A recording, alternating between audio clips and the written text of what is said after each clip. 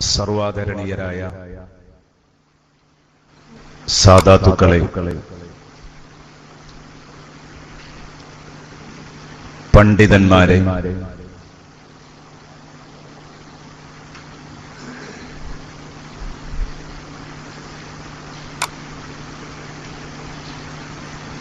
പ്രിയപ്പെട്ട സഹോദരന്മാരെ,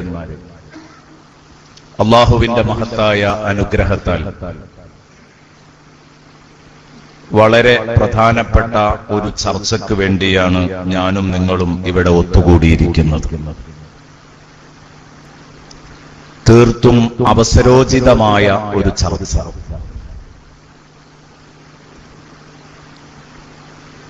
ഈ റേഞ്ചിന് കീഴിൽ ഉസ്താദുമാരാൽ സംഘടിപ്പിക്കപ്പെട്ട ഒരു പരിപാടിയായതുകൊണ്ട് തന്നെ സാധാരണക്കാർക്കും ഇതിലേക്ക് പ്രവേശനം ലഭിച്ചെങ്കിലും കൂടുതൽ ഉസ്താദുമാരാണ് എന്നത് ഒരു സത്യമാണ്. തൊട്ട് മുമ്പ് ഒരാഴ്ചക്കുള്ളിൽ 2-3 സദസ്സിൽ ഇതുപോലെ പങ്കെടുത്തു. പക്ഷെ അത് കൂടുതലും സാധാരണക്കാരായിരുന്നു. അപ്പൊ അവിടെ ഇല്ലാത്ത ഒരു ധൈര്യം എനിക്ക് ഇവിടെ ഉണ്ട്. അതെന്താന്ന് ചോദിച്ചാൽ, എന്തു ചോദിച്ചാലും ഞാനോ അല്ലെങ്കിൽ സദസ്സിലുള്ളവരോ മറുപടി പറയാൻ ഇവിടെ ഉണ്ട്. അവിടെ മറുപടി പറയാൻ ഒരാളെ ഉണ്ടായിരുന്നു. ഇവിടെ ഒരുറപ്പ്, ഈ സദസ്സിൽ നിന്ന് എന്ത് ചോദ്യം വന്നാലും എന്നെപ്പോലെ തന്നെ സദസ്സിലുള്ള ഉസ്താദുമാർക്കൊക്കെ അതിന്റെ മറുപടി പറയാം. കാരണം ചോദിക്കാൻ വേണ്ടി വാതിൽ തുറന്നിട്ട് കൊടുക്കുമ്പോൾ എന്തൊക്കെയാ ചോദിക്കുക എന്ന് പറയാൻ പറ്റില്ല. പുല്ലാരയിൽ ക്ലാസ് നടന്നുകൊണ്ടിരിക്കുമ്പോ ഒരാൾ എഴുന്നേറ്റിട്ട് ചോദിച്ചു, ഉദുഹിയത്തിന്റെ മാംസം പൂച്ചക്ക് കൊടുക്കാൻ പറ്റുമോ? ഞാൻ പറയുന്നത്, ചോദ്യം ഏതു വഴിയിലൂടെയും പോകാം. കാരണം ചോദിക്കുന്നവർക്ക് ചോദിച്ചാൽ മതിയല്ലോ. മറുപടി പറയണമെങ്കിൽ അത് കൃത്യമായി നമ്മൾ കിതാബിലൂടെ കാണേണ്ടതുണ്ട്. അതുകൊണ്ട് നിങ്ങൾ വിഷയം അവതരിപ്പിച്ചു കഴിഞ്ഞതിന്റെ ശേഷം ഇതിലേക്ക് ആവശ്യമായ കാര്യങ്ങൾ ഇവിടെ പറയുന്നുണ്ട്. പിന്നീട് അതിൽ പോരായ്മ തോന്നുന്ന കാര്യങ്ങൾ ഇവിടെ നിന്ന് ചോദ്യം നിങ്ങൾക്ക് ചോദിക്കാവുന്നതാണ്. ഇൻഷാ അല്ലാഹ് അതിന് മറുപടി എന്റെ കണ്ണിൽപ്പെട്ടതും എന്റെ അറിവിൽപ്പെട്ടതും ആണെങ്കിൽ ഇൻഷാ അല്ലാഹ് പറയും.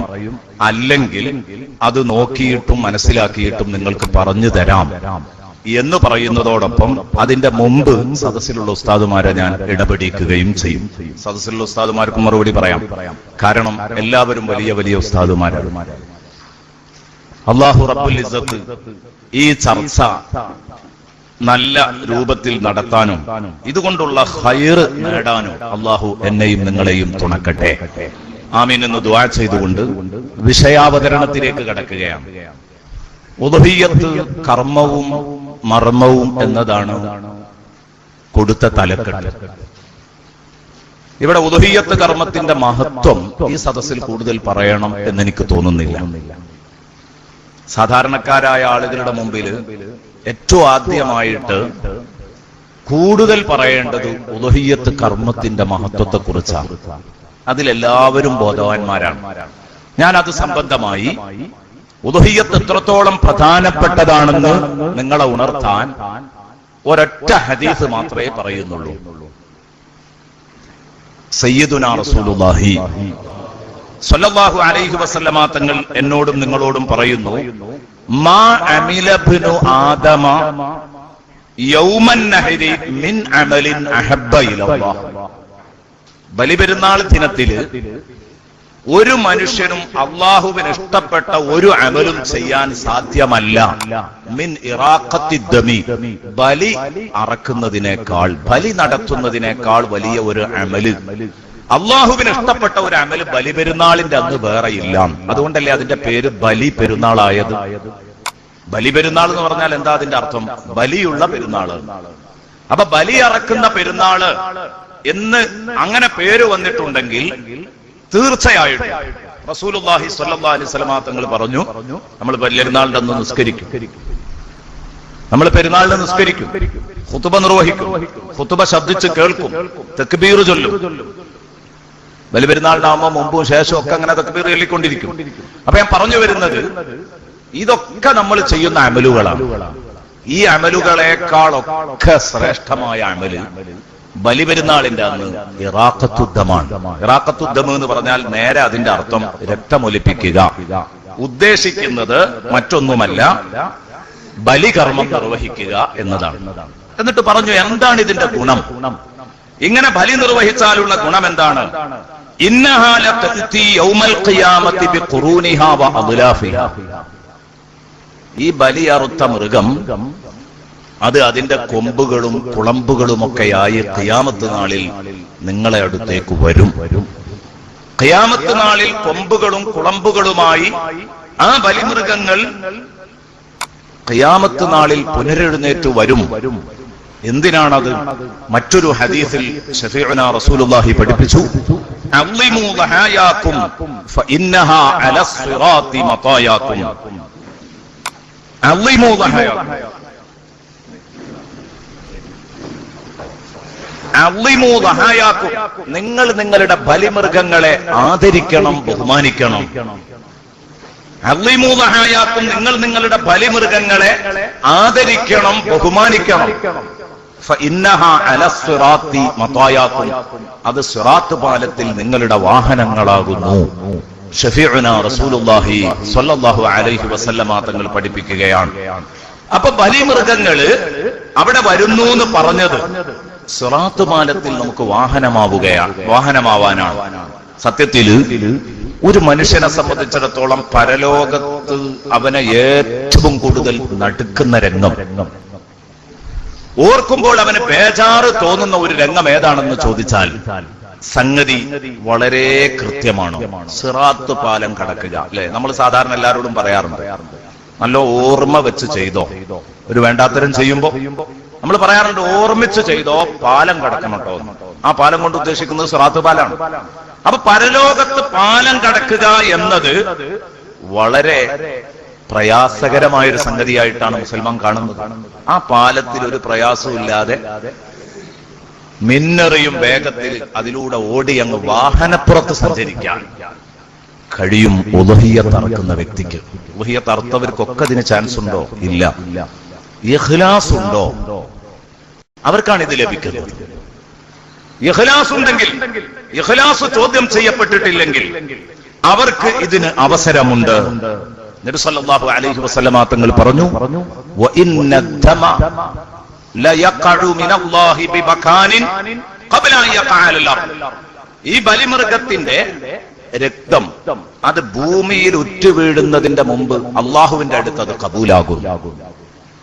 അള്ളാഹിന്റെ അടുത്തത് കബൂലായി കഴിഞ്ഞു എന്ന് പറഞ്ഞാൽ ബലി അറക്കുന്ന സമയത്ത് അതിന്റെ രക്തം ഭൂമിയിലേക്ക് ഉറ്റുവീഴാൻ സെക്കൻഡുകൾ മതി. സെക്കൻഡുകളെ കൊണ്ട് അത് ഭൂമിയിലെത്തി. അപ്പൊ സെക്കൻഡുകൾക്കുള്ളിൽ ഇഖ്ലാസുള്ള ബലികർമ്മം അള്ളാഹു സ്വീകരിക്കുകയാണ്. സെക്കൻഡുകൾക്കുള്ളിൽ സ്വീകരിക്കുന്നു.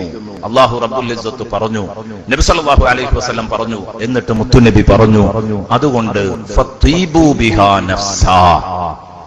അവിടെയാണ് പ്രാധാന്യം. റസൂലുള്ളാഹി പറഞ്ഞതിനാണ് പ്രാധാന്യം. അതുകൊണ്ട് നിങ്ങൾ ബലി അറക്കേണ്ടത് എങ്ങനെയല്ല, അറക്കാൻ ഞാൻ മോശല്ലേ എന്ന് കരുതിയിട്ട് നിങ്ങൾ ബലി അറക്കണ്ട. പല നാടുകളിലും സംഘടിതമായി ഈ ഏർപ്പാട് ഇന്ന് നടന്നു വരുന്നുണ്ട്. ഈ ഇബാദത്ത് സംഘടിതമായി നടന്നു വരുന്നുണ്ട്. അൽഹംദുലില്ലാഹ്, സന്തോഷം. കാരണം എന്താ? പണ്ടുള്ളതിനേക്കാൾ ഇത് സജീവമാകാൻ കാരണം ഈ സംഘടിത രൂപമാണ്. പക്ഷെ ഈ സംഘടിത അറവില് ഒരുപാട് അപാകതകൾ സംഭവിക്കുന്നുണ്ട്. അത് പറയാതിരിക്കാൻ വയ്യ. പലരുടെ അറവുകളും ഉളുഹിയ്യത്തല്ലാതെയായി പോകുന്നുണ്ട്.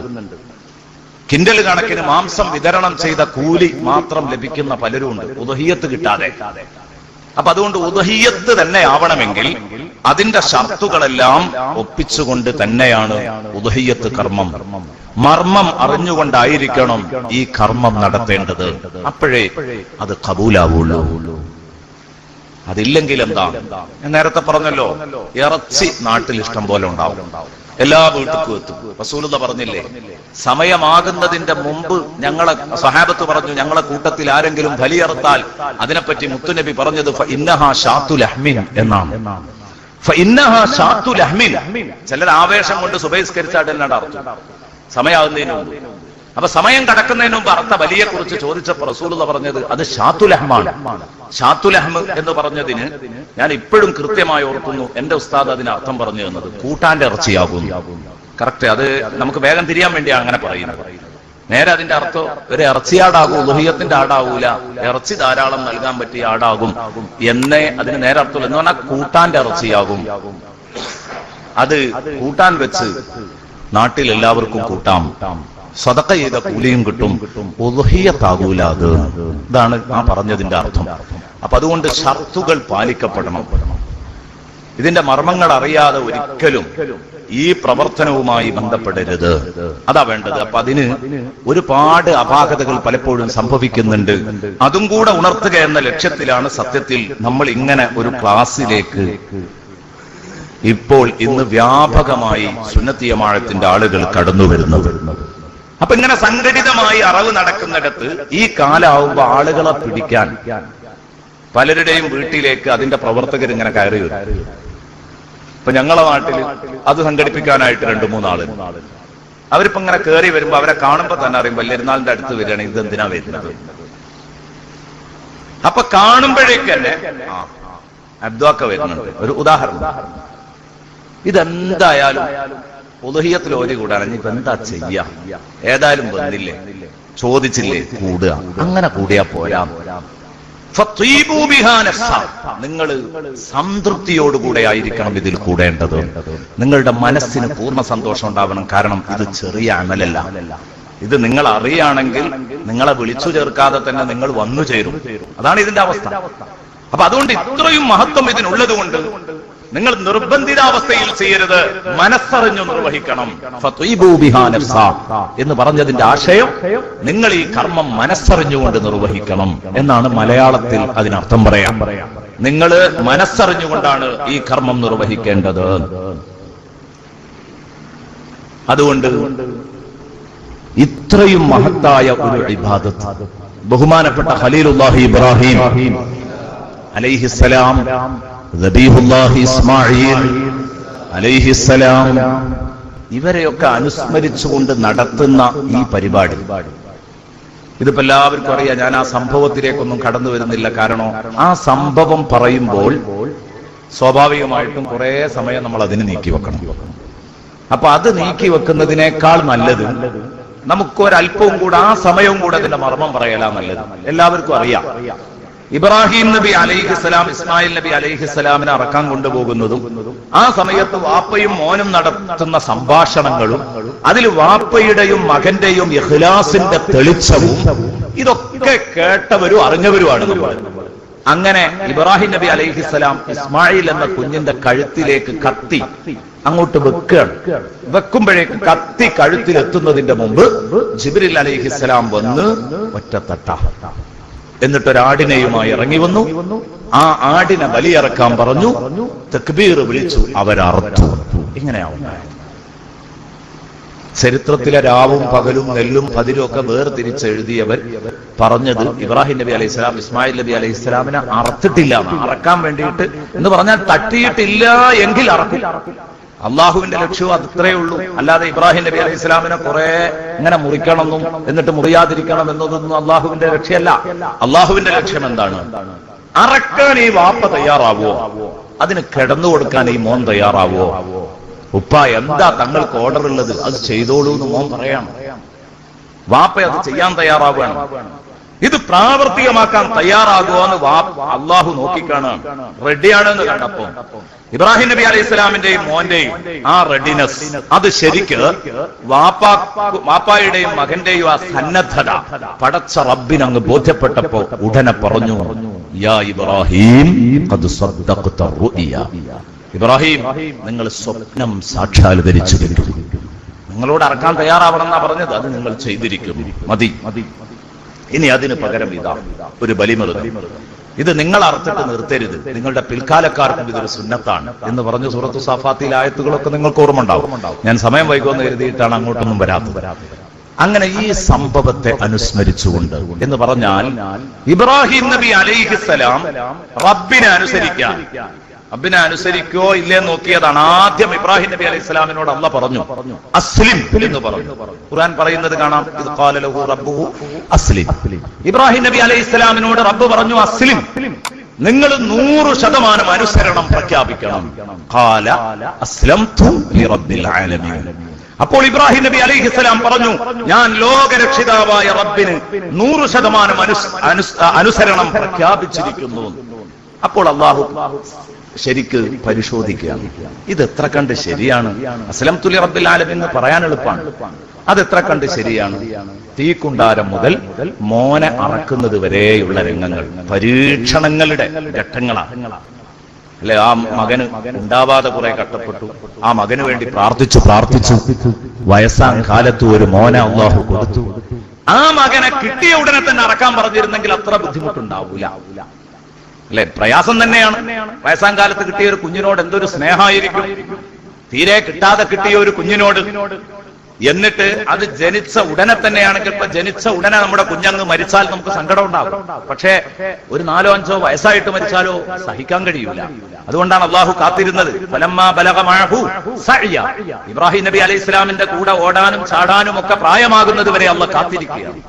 ഇബ്രാഹിം നബി അലൈഹി ഇസ്ലാമിന്റെ കൂടെ ഓടിച്ചാടി നടക്കാൻ പ്രായമായപ്പോൾ അള്ളാഹു തആല ഓർഡർ ഇടുന്നു, നിങ്ങളെ മകനെ നിങ്ങൾ അറക്കണം എന്ന് പറഞ്ഞാൽ ഒരു മകനുമായിട്ട് വാപ്പക്ക് ഹൃദയബന്ധം പൂർണ്ണമാകുന്ന സമയം, അപ്പോഴാ അറക്കണം എന്ന് പറഞ്ഞത്. അവിടെ തയ്യാറാകുമോ എന്നാണ് പടച്ചോൻ നോക്കുന്നത്.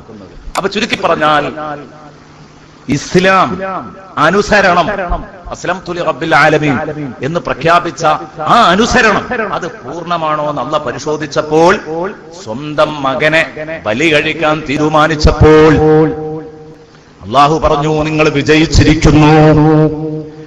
വിജയിച്ചിരിക്കുന്നു, അതുകൊണ്ട് ഞാൻ നിങ്ങളെ ലോകത്തിന്റെ ലീഡറായി വായിക്കാൻ പോകുന്നു എന്ന് അല്ലാഹു തആല പറയാണ്. ഇന്നി ജാഇലുക ലിന്നാസി ഇമാമാ. അതുമായിട്ട് തുടർന്നിട്ട് പിന്നെ കുറെ വിഷയങ്ങൾ വരുന്നുണ്ട്, ഞാൻ തൽക്കാലം അവിടെ വെക്കുന്നു. ഈ ഇബ്രാഹിം നബി അലൈഹിസ്സലാമിനെയും ഇസ്മായിൽ നബി അലൈഹിസ്സലാമിനെയും ഒക്കെ അനുസ്മരിച്ചുകൊണ്ട് നടത്തുന്ന ഈ ഉദ്ഹിയ്യത്ത് കർമ്മം നിർബന്ധമായും പ്രിയപ്പെട്ട സുഹൃത്തുക്കളെ നമ്മളൊക്കെ അതിൽ പങ്കുചേരണം. ഇതിന്റെ വിധി എന്താണ്, എന്തൊക്കെയാണ് ഇതിൽ ചെയ്യേണ്ടത്, ഇതൊക്കെ നമുക്ക് പറയാം.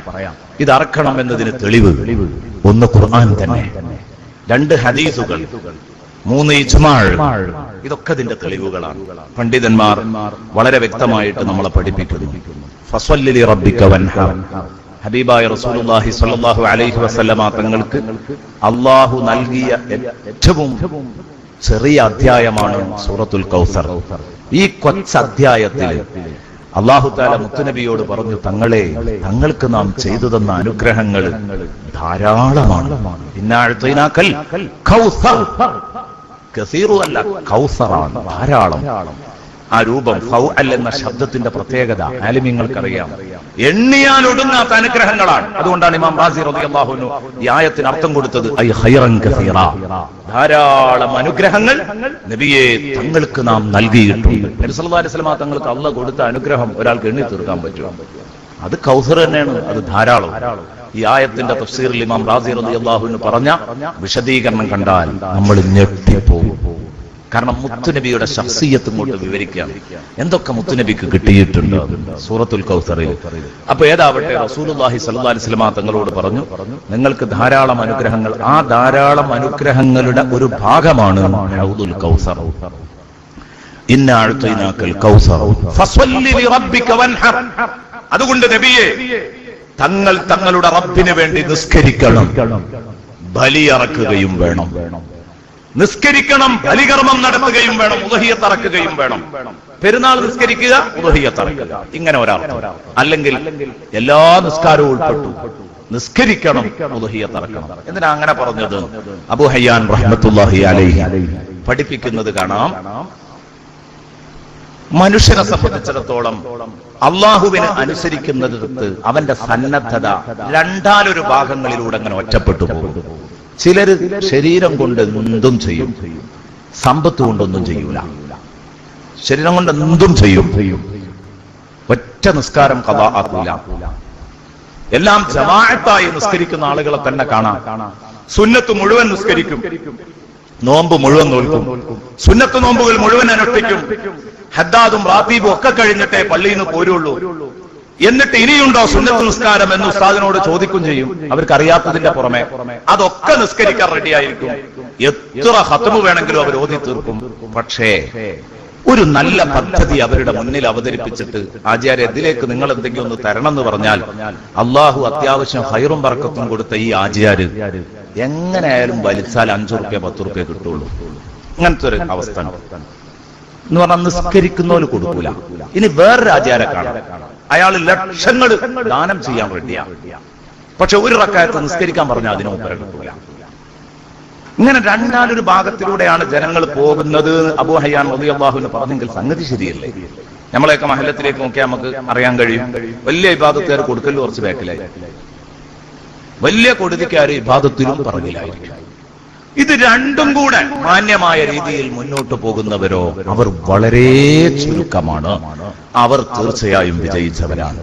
ഇത് പഠിപ്പിക്കാൻ വേണ്ടിയാണ് നിസ്കരിക്കണം എന്ന് പറഞ്ഞ ഒരു ശാരീരിക വിഷയത്തിന്റെ കൽപ്പന വന്നപ്പോഴേക്ക് ഒരു സാമ്പത്തിക വിഷയം ഉടനെ പറഞ്ഞു, വൻഹർ, നിങ്ങൾ ഉദുഹിയ്യത്തറക്കാൻ തയ്യാറാവണം.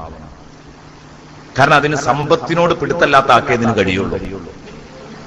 കഴിവാണ് കേട്ടോ, കഴിവില്ലാത്തവരെ പറ്റിയല്ല ഞാൻ ചർച്ച ചെയ്യുന്നത്. കഴിവുള്ള ഒരാൾക്ക് സമ്പത്തിനോട് പിടുത്തല്ലെങ്കിൽ അയാൾ ഇത് നടത്തിയിരിക്കും. അയാൾക്ക് ഇതിലൊരു പ്രയാസവും ഉണ്ടാവില്ല, അല്ലെങ്കിലോ അയാൾ അതിന് കിട്ടൂല. ബാക്കിയുള്ളതൊക്കെ അയാൾ ചെയ്യാൻ റെഡിയായിരിക്കും. ഇത് എത്ര വഴുതു പറഞ്ഞിട്ടും അയാളുടെ തലയിൽ കയറൂല. അപ്പൊ ഇത് രണ്ടും കൂടെ ഒരുമിച്ച് കൊണ്ടുപോകണം. ഖുർആൻ പറഞ്ഞിടത്തൊക്കെ പറഞ്ഞത് അങ്ങനെയാണ്. അഖീമുസ്സലാ എന്ന് പറയുമ്പോഴേക്ക് കാണാം വആത്തുസ്സക്കാ, വയുഖീമുസ്സലാ വയൂത്തുസ്സക്കാ, യുഖീമൂന സ്വലാത്ത വമിമ്മാ റസഖനാഹും യുൻഫിഖൂൻ. ഇങ്ങനെ നിസ്കാരം, ചെലവാക്കൽ, ഇത് രണ്ടും കൂടെ ഇങ്ങനെ കൂട്ടിക്കെട്ടിയിട്ട് എപ്പോഴും അവതരിപ്പിക്കുന്നു. കാരണം എന്താ? മനുഷ്യന് ഈ രണ്ട് സ്വഭാവവും അല്പം വേണം എന്നുള്ളതാണ്. മാന്യമായ രൂപത്തിൽ ഇത് രണ്ടും വേണം, അപ്പോഴേ മനുഷ്യന് രക്ഷപ്പെടാൻ കഴിയുള്ളൂ. അതുകൊണ്ട് ഈ സാമ്പത്തിക വിഷയം പലയിടത്തും മാറുന്നുണ്ട്, ശാരീരികം മാറുന്നുമില്ല. അത് നിസ്കാരത്തിന്റെ പ്രത്യേകതയാണ് എന്ന് മഹാന്മാർ പറയുന്നു. എന്ന് പറഞ്ഞാൽ ഒരു വിശ്വാസിയും നിസ്കാരവും തമ്മിലുള്ള ബന്ധം അവിടുന്ന് വ്യക്തമാകുന്നുണ്ട്. സാമ്പത്തികം മാറ്റി മാറ്റി പറയുന്നുണ്ട്. ഒരിക്കൽ സക്കാത്താണ്, ഒരിക്കൽ സുന്നത്തായ സ്വതക്കയാണ്, ചില സ്ഥലങ്ങളിൽ ഉദുഹിയ്യത്താണ്, ഇപ്പൊ നമ്മൾ പറഞ്ഞ സ്ഥലത്ത്. അപ്പൊ നമ്മളിപ്പോ പറഞ്ഞു വന്നത് എന്താണ്? ഇത് രണ്ടും വേണം എന്ന് പടച്ചോൻ പറഞ്ഞെങ്കിൽ നമ്മൾ സാമ്പത്തികമായി പടച്ചോനോട് ഒരിക്കലും കീഴ്പ്പെടാത്ത ആളാണെന്ന് വരരുത്. മുഹമ്മദുർ റസൂലുള്ളാഹി സ്വല്ലല്ലാഹു അലൈഹി വസല്ലമ തങ്ങൾ ഉദുഹിയ്യത്ത് അറുത്തത് ഹദീസിൽ കാണാം, ധാരാളം കാണാൻ കഴിയും പല ഹദീസുകളിലും. വഹൻ നബിയു സ്വല്ലല്ലാഹു അലൈഹി വസല്ലമ ബികബ്ശൈനി അംലഹൈനി അഖറനൈൻ, വെളുത്ത രണ്ടാടുകളെ ഹബീബ് റസൂലുള്ളാഹി സ്വല്ലല്ലാഹു അലൈഹി വസല്ലം ഉദുഹിയ്യത്ത് അറുത്തു. രണ്ട് നല്ല കൊമ്പുള്ള എന്ന് പറഞ്ഞാൽ ലക്ഷണമൊത്ത രണ്ടാടുകളെ മുത്തുനബി സ്വല്ലല്ലാഹു അലൈഹി വസല്ലം ഉദുഹിയ്യത്ത് അറുത്തു. ദബഹഹുമാ ബിയദിഹി, ഹബീബ് അവിടുത്തെ കൈകൊണ്ടാണ് ഉദുഹിയ്യത്ത് കർമ്മം അതിനെ രണ്ടിനെയും അറുത്തത്. നബി സല്ലല്ലാഹു അലൈഹി വസല്ലം തങ്ങൾ സ്വന്തമായിട്ട് തന്നെ അറുത്തു. ഇവിടെ കർമ്മം നമ്മള് ഇതിന്റെ മസാലകൾ അവതരിപ്പിക്കുന്ന സമയത്ത് നമ്മൾ പറയും സ്വന്തമായിട്ട് അറക്കൽ സുന്നത്താണല്ലോ. നബി സല്ലല്ലാഹു അലൈഹി വസല്ലം അവിടുത്തെ ശറഫാക്കപ്പെട്ട കൈകൊണ്ട് തന്നെ അറുത്തു. ബിസ്മി ചൊല്ലി, തക്ബീർ ചൊല്ലി.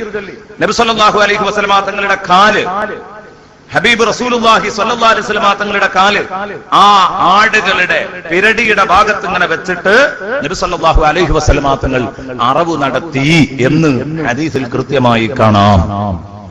അപ്പോ ആയത്തുണ്ട്, ഹദീസുണ്ട്, ഇജ്മാഉണ്ട്. ഈ ഉദുഹിയ്യത്ത് ഇത് നടത്തപ്പെടേണ്ട ആരാധനയാണ് എന്നതിന് തെളിവില്ലാഞ്ഞിട്ട് ഒരിക്കലും നടത്താതിരിക്കേണ്ടതില്ല. തെളിവ് ഭദ്രമാണ്. ഉദുഹിയ്യത്ത് എന്ന വാക്കിന്റെ അർത്ഥം ബലി അറക്കപ്പെടുന്ന മൃഗം എന്നാണ്. ഉദുഹിയ്യത്ത് എന്ന വാക്കിന്റെ അർത്ഥം ബലി അറക്കപ്പെടുന്ന മൃഗം എന്നാണ്. മൃഗത്തിനാണ് ഉദുഹിയ്യത്ത് എന്ന് പറയാം. പിന്നെ ചിലപ്പോൾ തദ്ഹിയ്യത്ത്, ബലികർമ്മം എന്ന ഉദ്ദേശത്തിലും ചിലപ്പോഴൊക്കെ ഉദുഹിയ്യത്ത് എന്ന് പ്രയോഗിക്കാറുണ്ട്. അതിന്റെ യഥാർത്ഥ അർത്ഥം ബലി മൃഗം എന്നാണ് ഉദുഹിയ്യത്ത് എന്ന വാക്കിന്റെ അർത്ഥം. ഇതിന് ഈ ശബ്ദം കൊണ്ട് പേരിടാൻ കാരണം ഇതിന്റെ സമയം വരുന്നത് ളുഹാ നിസ്കാരത്തിന്റെ സമയത്താണ്. ഇതിന്റെ സമയത്തിന്റെ ആദ്യം എന്ന് പറഞ്ഞാൽ ഉദുഹിയ്യത്ത് ചെയ്തു തുടങ്ങുന്നതിന്റെ ആദ്യ സമയമാണ്. അങ്ങോട്ട് അയ്യാമത്ത് ശരീക്കിന്റെ അവസാനം അസ്തമയം വരെ ഉണ്ടല്ലോ. അപ്പൊ അതുകൊണ്ട് ഇതിന്റെ ആദ്യ സമയം പരിഗണിക്കുമ്പോൾ അത് ളുഹയുടെ എന്ന് പറഞ്ഞാൽ ഏറ്റവും അഫ്ദൽ അപ്പോൾ അറക്കൽ തന്നെയാണല്ലോ നിസ്കാരം കഴിഞ്ഞ ഉടനെ. അപ്പൊ അതുകൊണ്ട് ഇത് ഏറ്റവും കൂടുതൽ ഉദുഹിയ്യത്ത് കർമ്മം നടക്കാറുള്ളത് ഈ ളുഹാ സമയത്താണ്. അതുകൊണ്ടാണ് ഉദുഹിയ്യ എന്ന് ഈ പദത്തിന് പേര് വന്നത് എന്ന് ബഹുമാനപ്പെട്ട പണ്ഡിതന്മാർ, ബഹുമാനപ്പെട്ട ഇബ്നു ഹജർ റളിയല്ലാഹു അൻഹു തുഹ്ഫയിലും അതുപോലെ തന്നെ മറ്റു ഗ്രന്ഥങ്ങളിലെല്ലാം പറഞ്ഞിട്ടുണ്ട്. ഞാൻ ഒന്ന് മാത്രം അങ്ങ് പറഞ്ഞു എന്ന് മാത്രം. ഈ ഉദ്ഹിയ്യത്തിന്റെ വിധി എന്താണ്?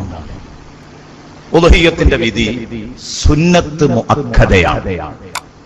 മുഅക്കദായ സുന്നത്താണ്, കേവല സുന്നത്തല്ല, ശക്തമായ സുന്നത്താണ് സത്യത്തിൽ ഉദ്ഹിയ്യത്ത് അറക്കുക എന്ന് പറയുന്നത്. ചെറിയ സുന്നത്തല്ല. നമ്മളെ സംബന്ധിച്ചിടത്തോളം സുന്നത്ത് മുഅക്കദയാണ്. നബി സല്ലല്ലാഹു അലൈഹി വസല്ലം തങ്ങൾക്ക് വാജിബായിരുന്നു. ഹബീബ് സല്ലല്ലാഹു അലൈഹി വസല്ലം തങ്ങൾക്ക് വാജിബാണ്. ഫീ ഹഖ്ഖിന, നമ്മുടെ ഹഖ്ഖിൽ, നമ്മളെ സംബന്ധിച്ചിടത്തോളം അത് സുന്നത്ത് മുഅക്കദയാണ്. അമ്മാ ഫീ ഹഖ്ഖിഹി സല്ലല്ലാഹു അലൈഹി വസല്ലം ഫവാജിബ. എന്താ കാരണം? റസൂലുള്ളാഹി സ്വല്ലല്ലാഹു അലൈഹി വസല്ലം തങ്ങൾ പറഞ്ഞു, ഉമിർതു ബിന്നഹരി വഹുവ സുന്നത്തുൽ ലക്കും. നബി തങ്ങൾ പറഞ്ഞു, എന്നോട് ഉദ്ഹിയ്യത്ത് അറക്കാൻ നിർബന്ധമായും കൽപ്പിക്കപ്പെട്ടു, അത് നിങ്ങൾക്ക് സുന്നത്താണ്. ഉമിർതു ബിന്നഹരി വഹുവ സുന്നത്തുൽ ലക്കും. അത് നിങ്ങൾക്ക് സുന്നത്താണ്, എനിക്ക് നിർബന്ധമാണ്. ഇത് ഏതുപോലെയാണ്? സയ്യിദുനാ റസൂലുള്ളാഹി സ്വല്ലല്ലാഹു അലൈഹി വസല്ലം തങ്ങൾക്ക് തഹജ്ജുദ് നിർബന്ധമായിരുന്നു. ഉമ്മത്തിന് തഹജ്ജുദ് സുന്നത്തേ ഉള്ളൂ. തഹജ്ജുദിനെ പറ്റി പറഞ്ഞപ്പോൾ അല്ലാഹ് പറഞ്ഞല്ലോ, നാഫിലത്തല്ലക. തഹജ്ജുദിനെ പറ്റി പറഞ്ഞപ്പോൾ അല്ലാഹ് പറഞ്ഞ അങ്ങനെയാണ്, നാഫിലത്തല്ലക. നബിയെ, ഈ ഒരു തഹജ്ജുദിന്റെ ബാധ്യത തങ്ങൾക്ക് ഓവർലോഡാണ്. അങ്ങനെയാ പറഞ്ഞു, നാഫിലത്തല്ലക. നാഫിലത്ത് എന്ന് പറഞ്ഞതിന്റെ അർത്ഥം സായിദത്തല്ലക എന്ന് പറഞ്ഞാൽ എല്ലാവർക്കും 5 നേരത്തെ നിസ്കാരേ നിർബന്ധമുള്ളൂ, നിങ്ങൾക്ക് ഇതും കൂടെ നിർബന്ധമാണ്. അല്ലാതെ അതിന്റെ അർത്ഥം സുന്നത്താണെന്നല്ല. നാഫിലത്തിന് സുന്നത്ത് എന്നൊരു അർത്ഥം പറയാറുണ്ട്, അതല്ല ഖുർആനിൽ അവിടെ അർത്ഥം വെക്കേണ്ടത്. നാഫിലത്തല്ലക, നിങ്ങൾക്കിത് നിർബന്ധമാണ്, നിങ്ങൾക്ക് കൂടുതലുണ്ട്. 5 വക്ത് നിസ്കാരത്തിന്റെ അപ്പുറത്ത് ഓവർലോഡായിട്ട് നബിയെ തങ്ങൾക്ക് തഹജ്ജുദും കൂടെ അല്ലാഹു നിർബന്ധമാക്കിയിരിക്കുകയാണ്. ഉമ്മത്തിനെ അപേക്ഷിച്ച് ഈ തഹജ്ജുദ് എന്ന് പറയുന്നത് നിങ്ങൾക്ക് കൂടുതൽ ബാധ്യതയാണ് എന്ന് വിശുദ്ധ ഖുർആൻ പഠിപ്പിക്കുന്നു. എന്നതുപോലെയാണ് ഉദ്ഹിയ്യത്തിന്റെ കാര്യത്തിലും നബി സല്ലല്ലാഹു അലൈഹി വസല്ലം പറഞ്ഞു. മറ്റൊരു ഹദീസിൽ നബി തങ്ങൾ പറയുന്നു, കുതിബ അലയ്യൻ നഹ്റു വലൈസ ബിവാജിബിൻ അലൈക. എനിക്ക് അറവ് നിർബന്ധമാണ്, വലൈസ ബിവാജിബിൻ അലൈക്കും, നിങ്ങൾക്ക് അത് നിർബന്ധമില്ല, സുന്നത്താണ് എന്ന് മറ്റൊരു ഹദീസിൽ നേരത്തെ നമ്മൾ കേൾപ്പിച്ചു. ഇമാം തുർമുദി റളിയല്ലാഹു അൻഹു റിപ്പോർട്ട് ചെയ്ത ഹദീസ്. ഈ സംഭവങ്ങളൊക്കെ എല്ലാ കിതാബുകളിലുമുണ്ട്. മുഗ്നിയിൽ കൃത്യമായി ഞാൻ ഈ വായിച്ചതുപോലെ തന്നെ രേഖപ്പെടുത്തിയത് കാണാം. അപ്പൊ സുന്നത്ത് മുഅക്കദയാണ്, ശക്തമായ സുന്നത്ത്. നമ്മളെ മദ്ഹബിലാണ് ഇപ്പൊ ഈ പറഞ്ഞ സുന്നത്ത് എന്ന് പറഞ്ഞത്. സത്യത്തിൽ ഹനഫി മദ്ഹബിൽ നിർബന്ധമാണ് ഉദ്ഹിയ്യത്ത്. ഹനഫി മദ്ഹബിൽ ഉദ്ഹിയ്യത്ത് നിർബന്ധമാണ്. അതുകൊണ്ടാണ് ഷാഫി ഇമാമ് സുന്നത്ത് എന്ന് പറഞ്ഞാൽ പോരാ, സുന്നത്ത് മുഅക്കദ എന്ന് പറയണമെന്ന് പറഞ്ഞത്. ഇബ്നു ഹജർ റളിയല്ലാഹു അൻഹു പറയുന്നു, ഈ ഷാഫി ഇമാം റളിയല്ലാഹു അൻഹു ഇത് സുന്നത്ത് മുഅക്കദയാണ് എന്ന് പറയാൻ കാരണം അബൂ ഹനീഫ തങ്ങൾ നിർബന്ധമാണ് എന്ന് പറയും. ചുരുങ്ങിയത് മുഅക്കദായ സുന്നത്താണെന്നെങ്കിലും പറയണല്ലോ. ഒരു മുത്തലഖൻ സുന്നത്ത് എന്ന് പറഞ്ഞ നിരുപാധിക സുന്നത്ത് എന്ന് പറഞ്ഞു ഒഴിഞ്ഞു മാറിയാ പറ്റില്ല. അതുകൊണ്ട് സുന്നത്ത്, ഈ സുന്നത്ത് 2 തരത്തിലുണ്ട്. സുന്നത്ത് കിഫായയുണ്ട്, സുന്നത്ത് അയ്നുമുണ്ട്. സുന്നത്ത് കിഫായ എന്ന് പറഞ്ഞാൽ എന്താണ്?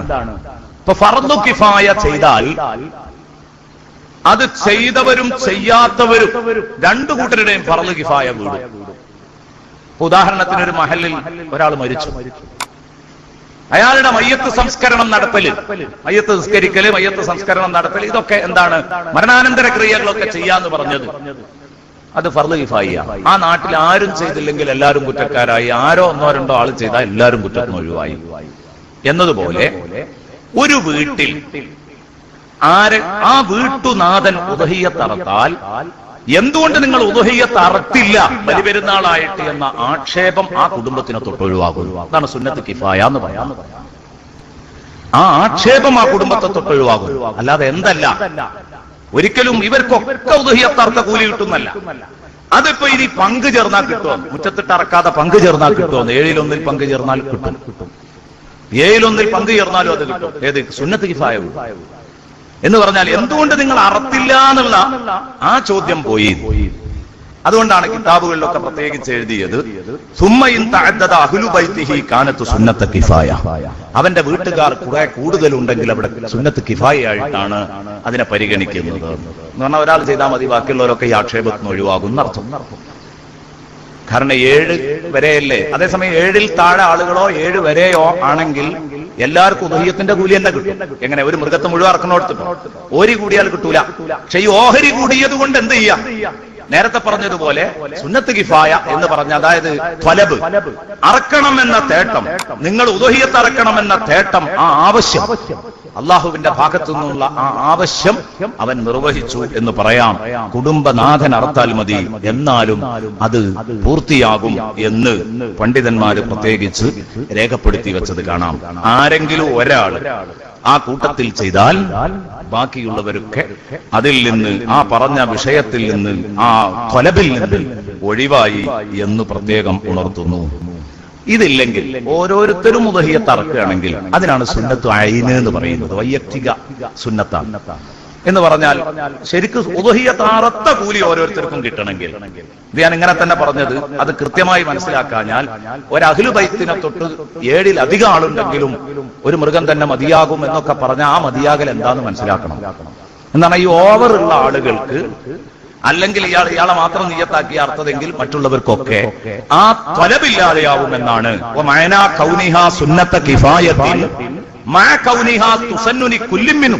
ഓരോരുത്തർക്കും സുന്നത്തായിരിക്കാം. പിന്നെന്താ ഈ സുന്നത്ത് കിഫായ എന്ന് പറഞ്ഞതിന്റെ അർത്ഥം? സുകൂത്തു ത്വലബി ബിഫിഇലിൽ ഗൈരി ലാ ഹുസൂലു സവാബി.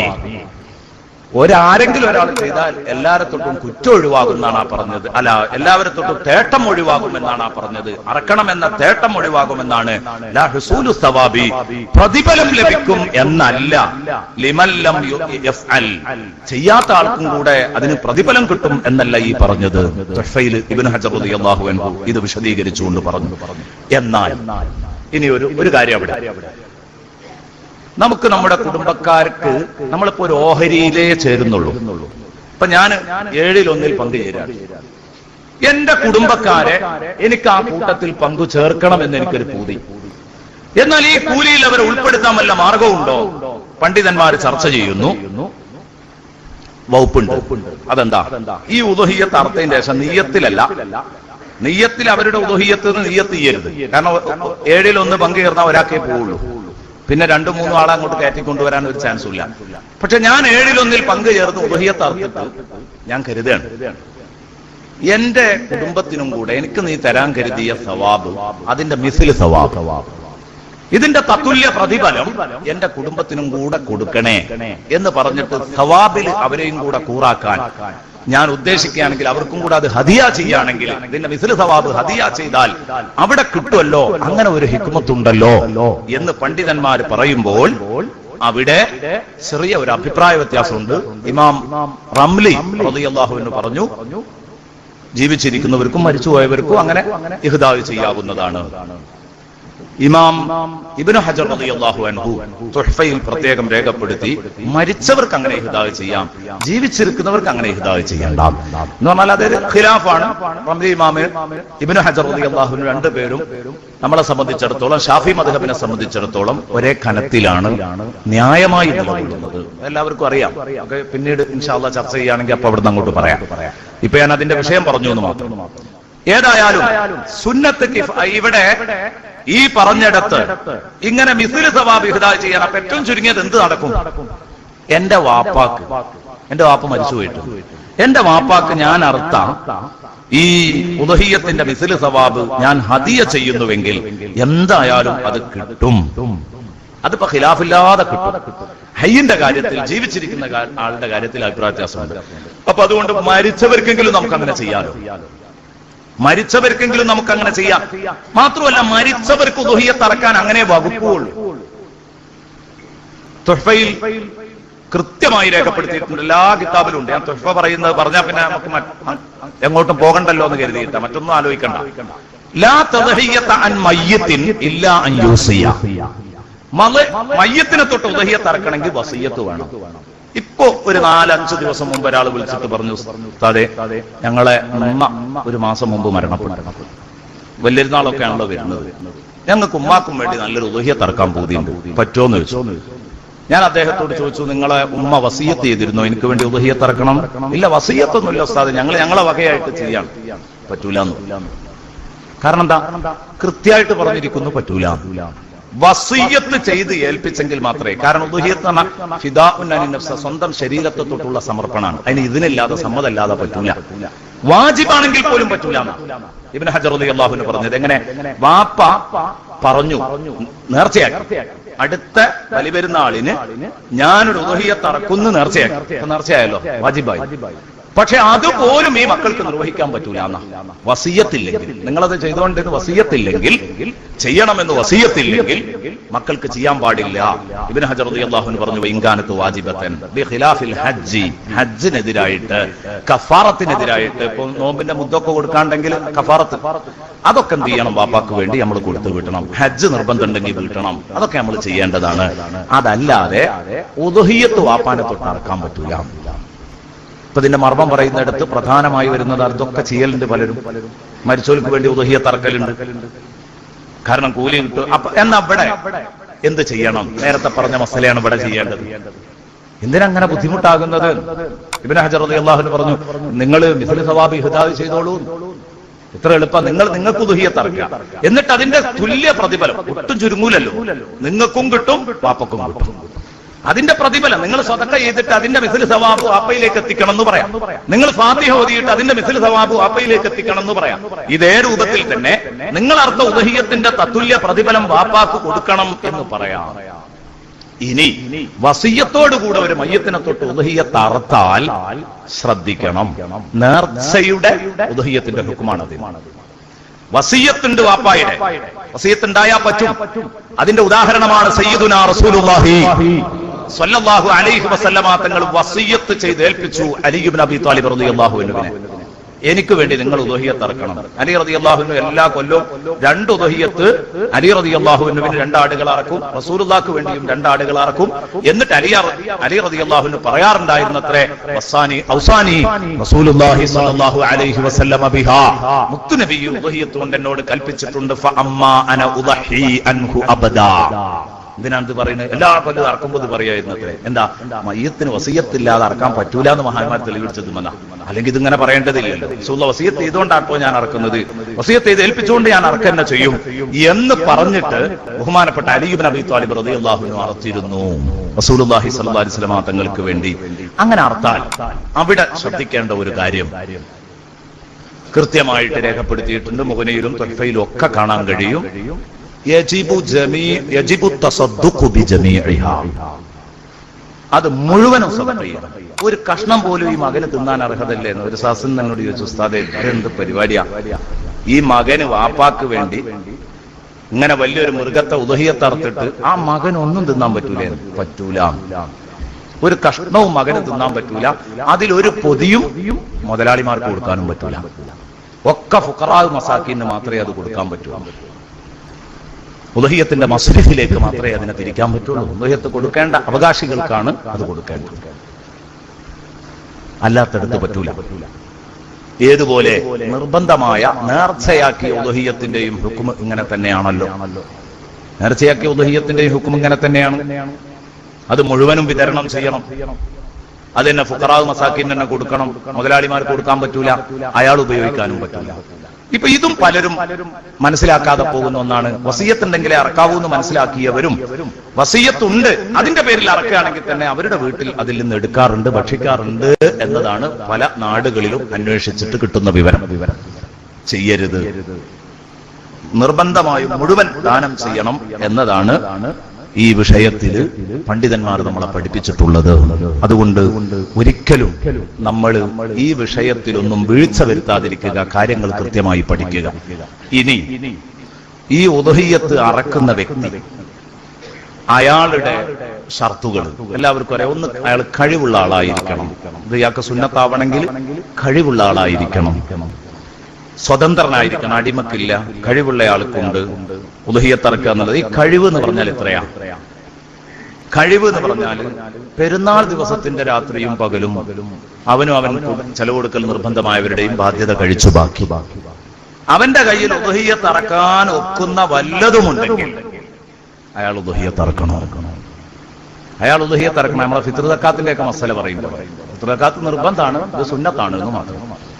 സുന്നത്ത് കേവല സുന്നത്തല്ല, വീണ്ടും പറയുന്നു മുഅക്കദായ സുന്നത്താണ്. ചെറുതായി കാണാതെ അത് ചെയ്യാനുള്ള അവസരം കാണുക, അത് ചെയ്യാനുള്ള അവസരം സൃഷ്ടിക്കുക, ഇതാ വേണ്ടത്. ചിലർ പറഞ്ഞു അയ്യാമു തശ്രീഖിന്റെ ദിവസത്തെ ചെലവും കൂടെ കഴിച്ചു ബാക്കി വേണം. അല്ല, ഇത്ര മതി എന്ന് മഹാന്മാരായ ആളുകൾ ഇബ്നു ഹജർ റളിയല്ലാഹു അൻഹു ഒക്കെ അങ്ങനെയാണ് പറഞ്ഞത്. അന്നത്തെ ദിവസം അത് കഴിച്ചു ബാക്കി വല്ലതും ഉണ്ടെങ്കിൽ അതിൽ നിന്ന് തന്നെ അയാള് ഉദഹിയത്ത് അറക്കാനുള്ളത് അയാളുടെ കയ്യിലുണ്ടെങ്കിൽ ഉദഹിയത്ത് അറക്കേണ്ടതാണ്. പിന്നീട് ഉദഹിയത്തിന്റെ നിയ്യത്ത്, അത് ഉദഹിയത്തിൽ അവിടെ തന്നെ മുസ്ലിം ആയിരിക്കുക, മുക്കല്ലഫായിരിക്കുക, റഷീദായിരിക്കുക, മുസ്ലിം ആയിരിക്കണം. അതുപോലെ തന്നെ മുക്കല്ലഫായിരിക്കണം, മത കീർത്തന വരുന്ന ആളായിരിക്കണം, മജ്നൂനല്ല എന്നർത്ഥം. ചെറിയ കുട്ടിയല്ല, അവനൊന്നും ഇപ്പൊ എന്തില്ല, ഈ പറഞ്ഞ ഹുക്കുമ ബാധകമല്ല. എന്നാൽ കുട്ടിയെ തൊട്ട് വാപ്പയും വല്ലിപ്പയൊക്കെ അറക്കുന്ന ഒരു രൂപമുണ്ട്, അത് പിന്നീട് പറയാം. പിന്നെ വിവേകമുള്ളവനായിരിക്കണം, റഷീദായിരിക്കണം. ഇതൊക്കെ ഇവർക്കാണ് സത്യത്തിൽ ഉദുഹിയ്യത്ത് സുന്നത്താകുന്നത്, സുന്നത്ത് മുഅക്കദയാകുന്നത്. ഇവരല്ലാത്തവരോട് ഉദുഹിയ്യത്ത് അറക്കണം എന്ന കൽപ്പനയില്ല. പിന്നെ ഈ ഉദുഹിയ്യത്തിൽ പ്രധാനമായും ശ്രദ്ധിക്കാനുള്ളത് നിയ്യത്തിന്റെ കാര്യം. ഉദുഹിയ്യത്തിൽ നിയ്യത്തിന്റെ കാര്യം, ഇത് പലപ്പോഴും ശ്രദ്ധയിൽ നിന്ന് വിട്ടുപോകുന്ന ഒരു കാര്യമാണ്. നിയ്യത്ത് വേണം ഉദുഹിയ്യത്ത് അറക്കുമ്പോൾ. ഈ നിയ്യത്ത് ഒന്നുകിൽ അറക്കുമ്പോൾ, അല്ലെങ്കിൽ മൃഗത്തെ നിർണയിക്കുമ്പോൾ, അല്ലെങ്കിൽ നിയ്യത്തിനും കൂടെ അറക്കാൻ വക്കാലത്താക്കുന്നത് പോലെ തന്നെ നിയ്യത്തിനും മറ്റൊരാളെ വക്കാലത്താക്കാം, അറക്കാനും വക്കാലത്താക്കാം. അതിനൊന്നും കുഴപ്പമില്ല. നമ്മൾ ഈ സംഘടിത അറിവിലൊക്കെ പലപ്പോഴും അങ്ങനെ വേണ്ടി വരും. കാരണം ആള് സ്ഥലത്ത് തന്നെ ഉണ്ടാവില്ല, അയാൾക്ക് വെക്കട്ടോ നിയ്യത്ത്, അയാൾ വെച്ചാലും മതി, സ്ഥലത്ത് വേണമെന്നില്ല. ഇനി അല്ല, നിയ്യത്ത് വെക്കാൻ നമ്മളെ ഏൽപ്പിച്ചാലും മതി. എന്നാൽ ഇത് ഹൃദയം കൊണ്ടാണ് നിയ്യത്ത് വെക്കേണ്ടത്. എല്ലാ അമലുകളുടെയും സ്വഭാവം അത് തന്നെയാണ്. നാക്കുകൊണ്ട് പറയൽ സുന്നത്തേ ഉള്ളൂ, ഹൃദയം കൊണ്ട് നിയ്യത്ത് വെക്കണം. ആ നിയ്യത്ത് എന്തായിരിക്കണം? സുന്നത്തായ ഉദുഹിയ്യത്ത് ഞാൻ അറക്കുന്നു, അല്ലെങ്കിൽ ഉദുഹിയ്യത്ത് എന്ന സുന്നത്ത് ഞാൻ വീട്ടുന്നു. അങ്ങനെയാണ് കൃത്യമായിട്ട് കിതാബുകളിൽ എഴുതി വെച്ചത്. നബൈത്തുൽ ഉദുഹിയ്യത്തുൽ മസ്നൂനത, അല്ലെങ്കിൽ നബൈത്തു അദാ സുന്നത്തി തുദഹിയ്യത്തി എന്നാണ് കരുതേണ്ടത്. അപ്പൊ ഒരാൾ ഉദുഹിയ്യത്ത് അറക്കുന്നു എന്ന് കരുതിയാലോ സാറത്ത് വാജിബത്തൻ. ഇത് പലപ്പോഴും ശ്രദ്ധിക്കാതെ പോകുന്ന ഒരു വിഷയമാണ്. നിരുമാധികം ഉദുഹിയ്യത്ത് അറക്കുന്നു എന്ന് മാത്രം കരുതിയാൽ അത് വാജിബായി പോയി. ആ ഉദുഹിയ്യത്ത് നേർച്ചയാക്കിയതിന്റെ ഹുക്കുമിലാണ്. യഹ്റുമുൽ അക്ലു മിൻഹാ, പിന്നെ അതിൽ നിന്ന് തിന്നാൻ പറ്റില്ല. അപ്പോൾ സാധാരണക്കാര് പലപ്പോഴും കൊല്ലത്തിന്റെ ആദ്യത്തിൽ തന്നെ മൃഗങ്ങളെ വാങ്ങിയിട്ട് ഇങ്ങനെ പോറ്റും വലിയൊരുനാക്ക് അറക്കാൻ. കാണുന്നവരോടൊക്കെ ഈ സാധാരണക്കാര്, അവരെ കാണുന്ന ആളുകളൊക്കെ ചോദിക്കും, എന്തിനാ ആചാര്യത്, എന്താ ഒരു പുതിയ പോത്തിനെയും കൊണ്ട് ഇങ്ങനെ നടക്കുന്നത്? ഒന്നും അല്ലത് ഉദഹിയ്യത്ത് അറക്കാനാണ് എന്ന് പറഞ്ഞാൽ ആ പറച്ചിലോടുകൂടെ അത് വാജിബാകും. അപ്പോൾ നിയ്യത്ത് അയാളുടേത് സുന്നത്തായ ഉദഹിയ്യത്ത് തന്നെയാണല്ലോ എന്നൊരു വിഷയം. അത് വലിഞ്ഞിപ്പോ ഒരു വലിയ തല്ല് നടക്കും. അതുകൊണ്ടാണ് ഞാൻ അപ്പൊ തന്നെ പറയുന്നത്, നിയ്യത്ത് അങ്ങനെയാണല്ലോ. നെസിറിൽ നിയ്യത്തിലേക്ക് നോട്ടം തന്നെയല്ല. നെസിർ ലഫ്ദുമ്മലാണ്, പദം എങ്ങനെ മൊഴിഞ്ഞു അതാണ് നെസിർ. നേർച്ചയാക്കല് അത് നിയ്യത്തുണ്ടോ അല്ലേ എന്നല്ല, മനസ്സറിഞ്ഞ് പറഞ്ഞല്ല ഒന്നും പറഞ്ഞിട്ട് തരില്ല. തൊള്ളേന്നാണ് പോയാ നേർച്ചയായി. നേർച്ച എന്ന് പറഞ്ഞാൽ ലഫ്ദ് കൊണ്ടാണ്, അത് നിയ്യത്ത് കൊണ്ടല്ല. അത് മൊത്തത്തിൽ അങ്ങോട്ട് മനസ്സിലാക്കി കഴിഞ്ഞാൽ എന്തുകൊണ്ട് പണ്ഡിതന്മാർ ഇതിൽ ഇത്രയും മുറുകി നിന്നു എന്ന് നിങ്ങൾക്ക് മനസ്സിലാക്കാൻ പറ്റും. എന്നിട്ട് മഹാനവറുകൾ പറയുന്നുണ്ട്, ഇതുമേൽ എന്തെല്ലാം വരും എന്നൊന്നും അറിയാതെയാണ് ഇബ്നു ഹജർ റളിയല്ലാഹു അൻഹു പറയുന്നുണ്ട് സാധാരണക്കാർ ഇങ്ങനെയൊക്കെ പറയുന്നത്. അതുകൊണ്ട് അത് ഉദുഹിയ്യത്ത് വാജിബത്താകും, തിന്നാൻ പറ്റാത്തതാകും. ഇത് സാധാരണക്കാരെ ഉത്ബോധിപ്പിക്കേണ്ടതാണ്. അപ്പൊ പിന്നെ എന്ത് ചെയ്യണം? എന്താ പിന്നെ ചെയ്യേണ്ടത്? ഒരു ഉസ്താദ് ഇതിനെ കുറിച്ച് ഇങ്ങനെ വയലു പറയുമ്പോൾ സദസ്സിന്ന് ഒരാൾ ചോദിച്ചു, പിന്നെ എന്താ മൂല്യാരെ ഇപ്പൊ ഇത് ഉദുഹിയ്യത്തിന് ഒരു മൃഗത്തെ വാങ്ങി ഇങ്ങനെ വരുമ്പോ ഇത് എന്തിനുള്ള വെച്ചാൽ കല്യാണത്തിനുള്ള എന്ന് പറയില്ലല്ലോ, പിന്നെ എന്താ പറയാ വെച്ചാൽ. അപ്പൊ ഉസ്താദ് പറഞ്ഞു, നിങ്ങൾ സുന്നത്തായ ഉദഹിയ്യത്തിനാന്ന് പറഞ്ഞോളി. അങ്ങനെയൊന്നും ഇപ്പൊ ആരും പറയില്ല. സുന്നത്തായ ഉദഹിയ്യത്തിനാണ്, ഞങ്ങൾ വലിയനാക്കാർക്കാനുള്ളതാന്ന് പറഞ്ഞോളി. അതിനൊന്നും പെടൂല. ഉദഹിയ്യത്ത് എന്ന പദാണ് വിഷയം. അത് അലല്യത്തിലാക്ക് നിരുപാധികം പറയുമ്പോഴാ പ്രശ്നം. വലിയനാക്കാർക്കാനുള്ളതാന്ന് പറയാം, അല്ലെ വലിയനാളൊക്കെ അല്ലേ ആചാര്യ വരുന്നതെന്ന് തിരിച്ചങ്ങോട്ട് ചോദിക്കാം. ഇങ്ങനെയൊക്കെ പറഞ്ഞിട്ട് തൽക്കാലം അത് നിർബന്ധാകാതിരിക്കാൻ സൂക്ഷ്മത പാലിക്കേണ്ടതാണ്. ഇത് പ്രത്യേകം ശ്രദ്ധിക്കണം എന്ന് കൂട്ടത്തിൽ ഒറ്റ വാക്കിൽ നിങ്ങളോട് ഓർമ്മപ്പെടുത്തുകയാണ്. അപ്പൊ ഈ നിയ്യത്ത് ഇങ്ങനെ തന്നെ ആയിരിക്കണം നിയ്യത്ത് ചെയ്യേണ്ടത് എന്ന് പണ്ഡിതന്മാർ പറയുന്നു. ഇനി വക്കാലത്താക്കാൻ പറ്റുമോ? അറബിനും നെയ്യത്തിനും ഒക്കെ വേറൊരാളെ വക്കാലത്താക്കാം. വക്കാലത്താക്കുന്നതിന് കുഴപ്പമില്ല. പിന്നീട് ബലിമൃഗം എങ്ങനെയുള്ളതായിരിക്കണം? ബലിമൃഗം എങ്ങനെയുള്ളതായിരിക്കണം? ബലിമൃഗത്തിന്റെ ശർത്ത്, ബലിമൃഗം എന്ന് പറഞ്ഞത് ബഹീമത്തുൽ അൻആം, അങ്ങനെയാണ് ഖുർആൻ പറഞ്ഞത്. ബഹീമത്തുൽ അൻആം. ഈ ബഹീമത്തുൽ അൻആം, അൻആം എന്ന് പറഞ്ഞാൽ അത് ആട്, മാട്, ഒട്ടകം. ഇതാണ്. കാട്ടുപോത്തിന് ഉദുഹിയ്യത്ത് ഇറക്കാൻ പറ്റുമെന്ന് ചോദ്യം വരും. കാട്ടുപോത്തിന് ഉദുഹിയ്യത്ത് ഇറക്കാൻ പറ്റുമോ? കണ്ടാ പോത്തിന് തന്നെയാണല്ലോ സാധനം. പക്ഷെ ഉദുഹിയ്യത്തിന് പറ്റില്ല. ഉദുഹിയ്യത്തിന് പറ്റൂല. അഹ്ലിയത്തായിരിക്കണം എന്ന് പ്രത്യേകം പറയുന്നത്. നാട്ടുപോത്തായിരിക്കണം. കാട്ടുപോത്തിനെ പറ്റൂല. മാന്, അതിപ്പോ ആടിന്റെ രൂപത്തിലല്ലേ. മാനിറച്ചി ആടിനേക്കാൾ ഉഷാറല്ലേ. ഉദുഹിയ്യത്തിന് പറ്റൂല. ഉദുഹിയ്യത്തിന് ആട്, മാട്, ഒട്ടകം.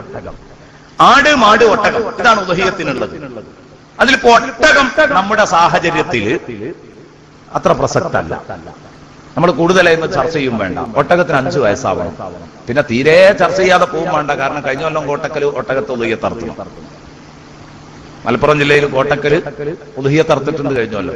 എന്ന് പറഞ്ഞാൽ ഇറക്കുമതി ചെയ്തിട്ട് ഇവിടെ അത് ഓരോ ട്രെൻഡാണല്ലോ. അങ്ങനെ ഒരു ട്രെൻഡ്. ഉദുഹിയ്യത്ത്, ഒട്ടകത്തിന് ഉദുഹിയ്യത്ത് ഇറക്കുക. ഒട്ടകത്തിന്, പക്ഷെ ഒട്ടകത്തിന് ഇറക്കുമ്പോൾ ശ്രദ്ധിക്കേണ്ടത് അതിന് 5 വയസ്സായിരിക്കണം. പിന്നെ മാട്. ഈ മാട് എന്ന് പറഞ്ഞാൽ എന്താ സാധനം? കാള പെട്ടു, പശു പെട്ടു, എരുമ പെട്ടു, പോത്ത് പെട്ടു. ഇതൊക്കെ പെടും. ജവാമീസ് പെടുന്നു തൊഫയിൽ എന്നുണ്ട്. ഈ ബക്കർ എന്നുള്ള പദത്തിന് നമ്മൾ പശു എന്നിങ്ങനെ പറഞ്ഞതുകൊണ്ടാണ് ഈ വിഷയം. അതിന്റെ അർത്ഥം മാട് എന്നാണ്. അതിന്റെ അർത്ഥം മാട് എന്നാണ്. അതിൽ പോത്തു, എരുമയൊക്കെ പെടും. കാരണം കഴിഞ്ഞ കൊല്ലം ഒരാള് വല്ലാതെ ആ വിഷയം പറഞ്ഞിട്ട് തർക്കിച്ചു. ബക്കർ എന്നല്ലേ കിതാബിലൊക്കെ പറഞ്ഞത്. അതുകൊണ്ട് പഴയ കാലത്തെ കാളകളെയാണ് ഉദുഹിയ്യത്തിനും അഖീഖത്തിനൊക്കെ ഉണ്ടല്ലേ. ഈ പോത്ത് ഇപ്പൊ അടുത്ത കാലത്തായിട്ടുള്ളൂ എന്ന് അയാളുടെ വാദം. പണ്ടൊക്കെ കാളാരെ തന്നെ തെരഞ്ഞെടുക്കല. ഈ പോത്ത് അടുത്ത കാലത്തായിട്ടുള്ളൂ. അപ്പൊ പോത്ത് പറ്റൂല എന്നാണ് അയാളുടെ വാദം. ഞാൻ പറഞ്ഞു എന്താ പ്രശ്നം? എല്ലാ കിതാബിലും ബക്കർ എന്നല്ല പറഞ്ഞു. ബക്കറിന് പശു എന്നാണ് അർത്ഥം എന്നാരേ പറഞ്ഞത്. പഴയ ഉസ്താദ്മാരെ നമ്മളെ പഠിപ്പിച്ചൊരർത്ഥമുണ്ട് ഇതിന്, മാട്.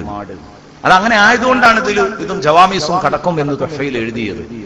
പോത്തും ഇതിൽ ഉൾപ്പെടും എന്ന് എഴുതിയത്. അപ്പൊ അതിന്റെ അർത്ഥം ശരിക്കും മാട്, ഈ മാട് വർഗത്തിൽ ഇതൊക്കെ പെടും എന്നുള്ളത് തന്നെയാണ് നമ്മൾ മനസ്സിലാക്കേണ്ടത്. പിന്നെ ഈ കാളാരെ തെരഞ്ഞെടുക്കാറുണ്ടായിരുന്നല്ലോ.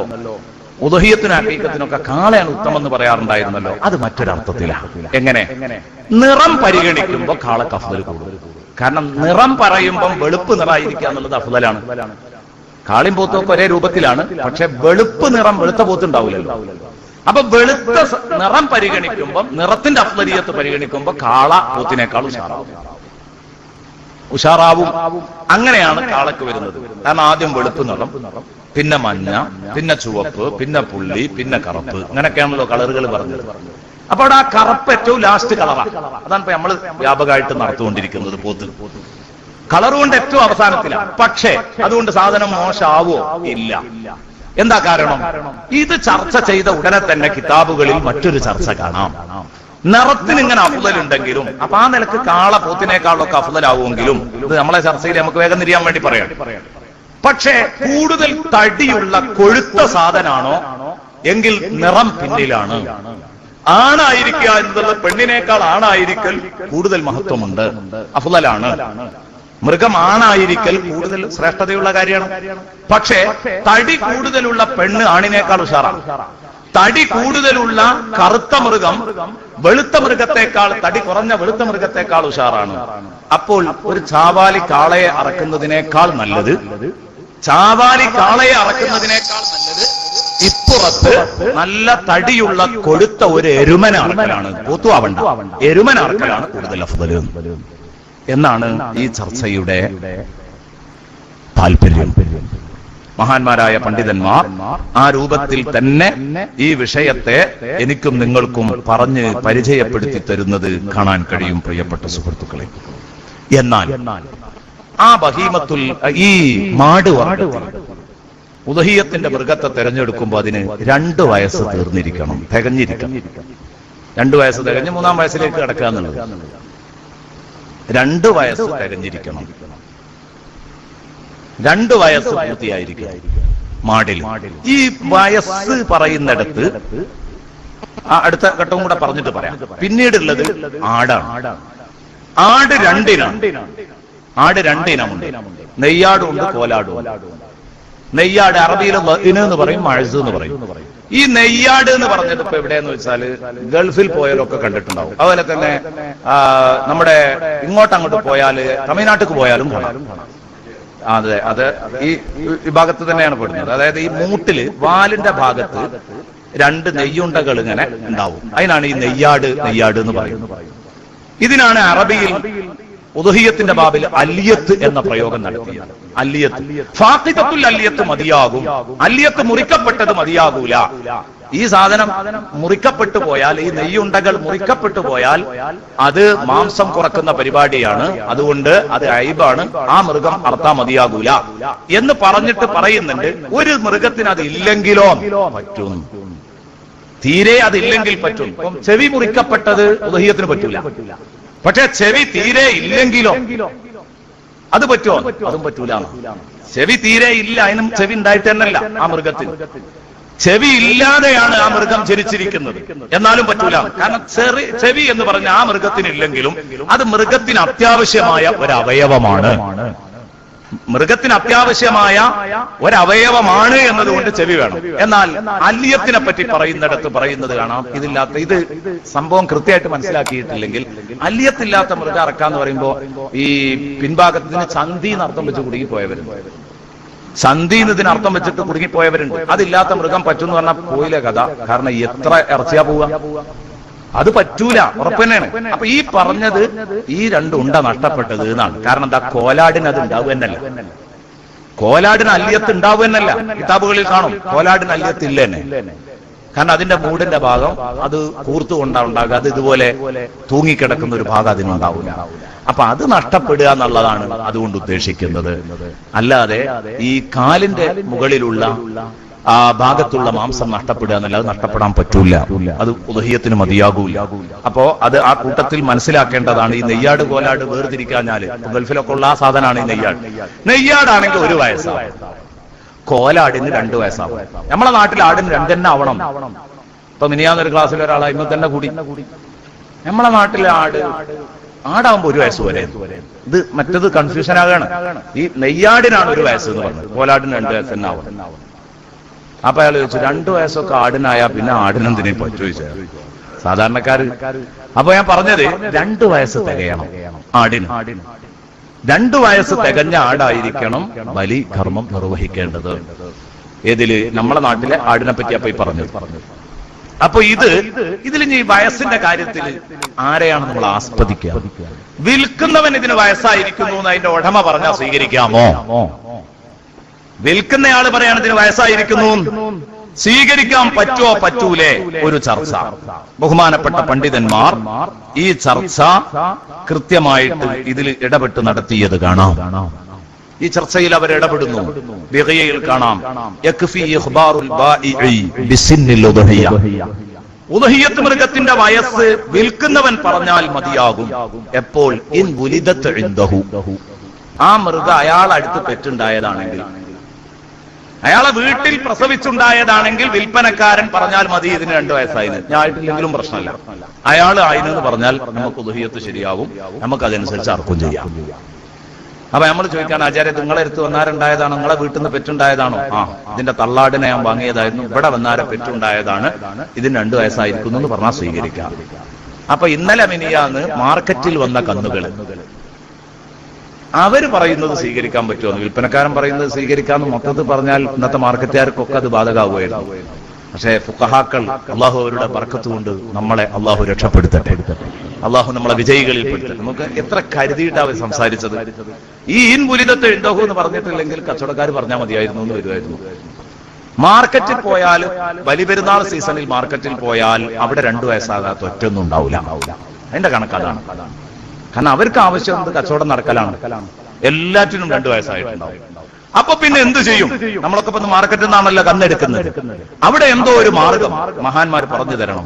ഇവിടെ പറയുന്നു വയില്ല, അങ്ങനെയല്ല. അയാളുടെ അടുത്ത് പെറ്റുണ്ടായതല്ലെങ്കിൽ പറഞ്ഞത് അംഗീകരിച്ചുകൂടാ. ആ വിഷയ സംബന്ധമായി നാൽക്കാലികളുമായി കൂടുതൽ പരിചയ സമ്പന്നരായ ആളുകൾക്ക് ഇതിന് 2 വയസ്സായിരിക്കുന്നു എന്ന് വന്നുണ്ടെങ്കിൽ, അവർക്ക് അങ്ങനെ ഒരു മികച്ച ഭാവനയുണ്ടെങ്കിൽ അത് മതി. ധാരണ ഉണ്ടായാൽ മതി. ഇതിന് 2 വയസ്സായിരിക്കും. ഇപ്പൊ ഞങ്ങളെ നാട്ടിൽ നോക്കാം, മിസ്ബാഹി ഞങ്ങളൊക്കെ അതിന് പറ്റിയ ഒരാളുണ്ട്. ഞാൻ നേരത്തെ അദ്വാക്കാന്ന് വെറുതെ പറഞ്ഞല്ല, അയാൾ നാൽക്കാലിയായിട്ട് ജീവിക്കുന്ന ആളാ. ചെറുപ്പം മുതൽ മൂപ്പര് 2 വയസ്സായി എന്ന് പറഞ്ഞാൽ അതാ ഞങ്ങളെ കണക്ക്. അങ്ങനത്തെ ഒരാളെ വിടണം. അല്ലാതെ ഞാനും അദ്ദേഹം പോയിട്ട് ഇത് 2 വയസ്സായിരിക്കും എന്ന് പറഞ്ഞാൽ നാട്ടുകാരെ ഞങ്ങളെ വെറുതെ വിടൂല. കാരണം നമുക്ക് നാൽക്കാലിയെ കുറിച്ചൊന്നും അറിയില്ല എന്ന് അവർക്കറിയാം. അപ്പൊ നാൽക്കാലിയെ കുറിച്ച് പരിചയസമ്പന്നരായ ആളുകൾ 2 വയസ്സായിരിക്കുന്നു എന്ന് പറയാ. അപ്പൊ മാർക്കറ്റിലേക്ക് മൃഗമെടുക്കാൻ പോകുന്ന സമയത്ത് ഇത്തരം ഒരാളൊപ്പം ഉണ്ടാവണം. അയാൾ 2 വയസ്സായിട്ടുണ്ട് എന്ന് അയാളുടെ ലക്ഷണങ്ങൾ അയാളുടെ അടുത്ത് നോക്കി ചില ലക്ഷണങ്ങളുണ്ട്, അതുകൊണ്ട് പറയുകയാണെങ്കിൽ അത് മതി. ആ പഴയ കാലത്ത് പല്ല് പിടിച്ചു നോക്കുന്ന പരിപാടിയൊക്കെ, പല്ല് പിടിച്ചു നോക്കിക്കൊള്ളൊന്നുമില്ല, കണ്ടിട്ട് അയാൾക്ക് ഒരു ധാരണ ഉണ്ടായാൽ മതി എന്നാണ്. ഇത്രയും ആവശ്യം. അപ്പൊ ഈ സംഗതിയിൽ നമ്മൾ അങ്ങനെ തന്നെ ഇതൊക്കെ ഇത്ര കൃത്യമായിട്ട് തന്നെ പാലിക്കണം. ഇനി ഇതിൽ ഏറ്റവും അഫ്ളൽ ഏതാണ്? ഒട്ടകറക്കലാണോ, ആടറക്കലാണോ, മാടറക്കലാണോ? ഒറ്റക്ക് അറക്കുകയാണെങ്കിൽ, ഒന്ന് അറക്കുകയാണെങ്കിൽ, ഒറ്റൊന്ന് മാത്രമാണ് അറക്കുന്നതെങ്കിൽ ഒട്ടകം അറക്കലാണ് ഏറ്റവും അഫ്ളൽ. ഇനി ഒരാള് 7 ആട് അറക്കുന്നുണ്ട്. 7 ആട് ഒരാൾക്ക് അറക്കാൻ പറ്റുമോ? 7 എന്നല്ല, കിതാബുകളിൽ പറഞ്ഞതിൽ ആ ഹദ്ദലി അക്തരിഹാന, അധികരിച്ചതിന് പരിധിയില്ല. എത്ര അറക്കം ഒരാൾക്ക് 100 എണ്ണം അറക്കണം. റസൂൽ അറച്ചില്ലേ 100 എണ്ണം? ഹജ്ജത്തുൽ വദാഇന്റെ റസൂൽ അറച്ചത് 100 ഒട്ടകത്തെയാണ്.